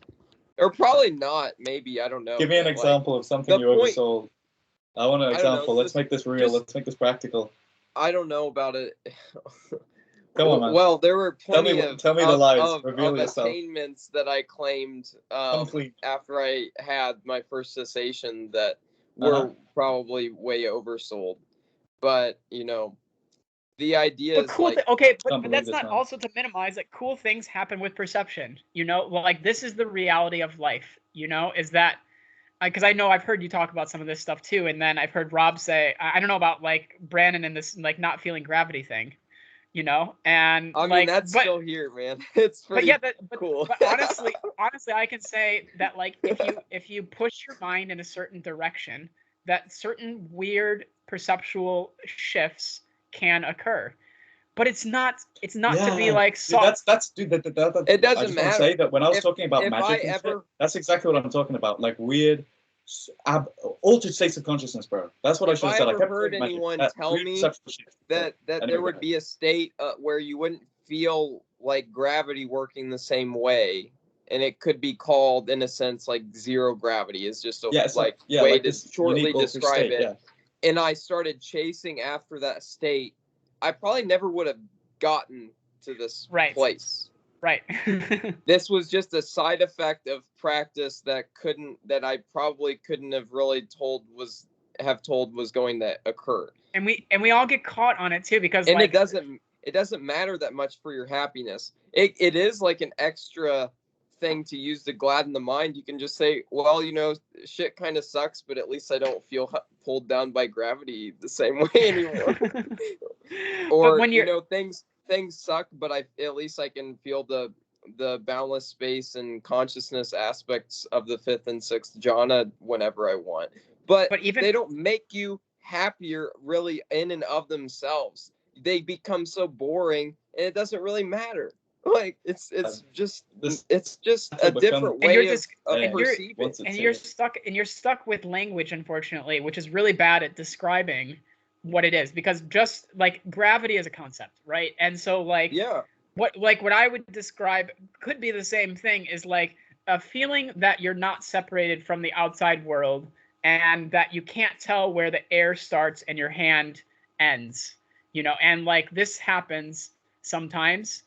And it could be kind of the same thing, or this feeling of like melting into the couch sort of thing, that like if I direct my attention in that way, there is some sort of weird perceptual shift, but it's a natural function of our bodies and stuff. And all it takes is like taking enough psychedelics to be like, okay, well, it's just some weird thing that's triggered in my mind that I can't explain it. I don't know what it is exactly, but it's not to be looked at, and it doesn't inherently mean anything, you know, like it's not. And that's inherently why more that's meaningful. where I think people will like the whole like Daniel Ingram school of like measuring like paths and stuff gets really hairy, is because they start to measure these paths by these weird perceptual shifts, as like, and some people might not talk about it. Path, this means you're arahant, and it's like, well, you know, if you look at those people by the old standards of like the fetters, almost none of them line up with anything on Sotapan and maybe, you know, I think, what is it? Do you remember, is it Sokagami? Or is there another way? Sakadagami, second path, yeah. Once returner. It's Sakadagami? Is it an S? I don't think it's S-A. I think it's Sokadagami, maybe. I'm not gonna. It's the hardest one to remember. That's all I know. I'm not gonna. But it's it's a big problem when you view this, and then like some people, they just like don't put their attention and their practice on these factors. Because for me, like I did so many psychedelics that like this stuff is just like, it always was totally uninteresting to me. And I just didn't focus my attention on it specifically because I saw. Oh, because you saw the supernatural stuff when you took the psychedelics, right? The altered, crazy perceptual shit. I mean, it just became normalized to him. It sounds like. Yeah. You know? Yeah, exactly. So that became sort of like I mean, I can bring up like, I mean, right now I can bring up mushroom visuals. I've done it enough. Like I know how to do it, you know. But what? Just to have a light mushrooms experience, to have like tracers and things like that. I mean, it's not, but that's a natural process. A lot of this is a normal thing in psychedelic circles. They call it this. HPPD or something. I forget what it stands for. But is that normal? Hallucinogenic. Because that sounds like like perceptual a psychic power, or persistent perception disorder or something. Yeah, it happens to a lot of people that take a lot of psychedelics. That's crazy. But it's not. That's but it's crazy. not. I'm not talking about like It's that nothing you're on, to like, It's crazy level to me as someone who three. It hasn't taken doesn't. a lot of Once you psychedelics. have that, it doesn't really make a difference in your life to any real degree that's positive. Right. Yeah, and Like the it's not- flashiness of it's it not- wears off. Okay, go, like, it's a full moon tonight. Go stare at the moon for 2 hours and see what happens. Like, I challenge you to honestly do that. Like, Dude, I'm gonna do that. just do I'm it. gonna take a video and I'm gonna send it. It's a full moon. It's a full moon, and go stare Straight at the up. moon for 2 hours and see what happens to your visual field. Because I Or cannot stare at a imagine that candle for something. 2 hours and then Right. and then Full close moon your seems to be eyes really, and do like- fire casino. Yeah, the full moon sounds kind of like spooky and exciting and like. Full moon seems to really do it though, because like you might have Do some it in a trees cemetery. and Like And then spiritual. you'll have some other hallucinations. Yeah, like ceremonial. too. no, but like, Oh, Or dude, I wish there maybe was a they won't. cemetery Something nearby. like I had to go through this. So I had to satisfy this like thing of like of experiences and seeking experiences and stuff, and then seeing like, hey, that's not I honestly I don't think it has anything to do with any spiritual attainment or anything. It's just where I'm focusing my attention. And so what I realized after a while is like I put a lot of attention on these sort of experiences and sort of the natural healing that I thought would happen from psychedelics, just because that was my idea of it, and not a lot of Yeah. focus on right living, and not a lot of focus on living in reality, you know? And so it was very imbalanced. And yeah, I mean, I spent a lot of years doing that. And then at the end of it was like, wait a minute, I'm still no better off. I still haven't actually like examined the realities of my anger and how it can hinder me on the path. I still haven't examined like jealousy and all these other things that we know. Like it's, yeah. A great reframe for that, I think, is when these negative emotions come up, instead of framing it as an unwholesome thought to get rid of, frame it as a potentially wholesome, previously unwholesome thought that could potentially become a wholesome learning experience. So you remove the dukkha aspect, the actual essence of the jealousy remains, but without the suffering, right? So like the best way to do this that I found is a reframe that I got from Alex. He says, good enough. So you say good enough. So you say it's okay that it's here, right? And another one is, I can make friends with this, right? So we do that, we remove the suffering, and then we can just investigate, like, why is the jealousy coming up from like a place that's like already like not suffering from the jealousy, but investigate it. And now you can actually, you get the best of both worlds. You get the investigation into the negative experiences to like learn from them and like see how like they're creating suffering from you, and you don't have to suffer while it's happening. So like I think, or you can like, just cut out the ill will that's there and the jealousy and the hindrance, and just say, "Wow, my room is really warm right now. This is a cozy or you could just shift your blanket." attention to something else and you know, forget about it. Yeah. But then you're at risk of not learning the lesson the jealousy has to teach. Not that there's anything wrong with that. If you've already learned the lesson 1,000 times, like how many lessons are there in jealousy other than the lesson of jealousy is not to be jealous. Yeah, the lesson of jealousy is to not be jealous. That's all it is. You don't That's need very to have a Dhammarato bunch to of say. intricate The lesson of understandings of the way that your don't go mind there. is jealous if you can just learn how to not be jealous and not do it. Yeah.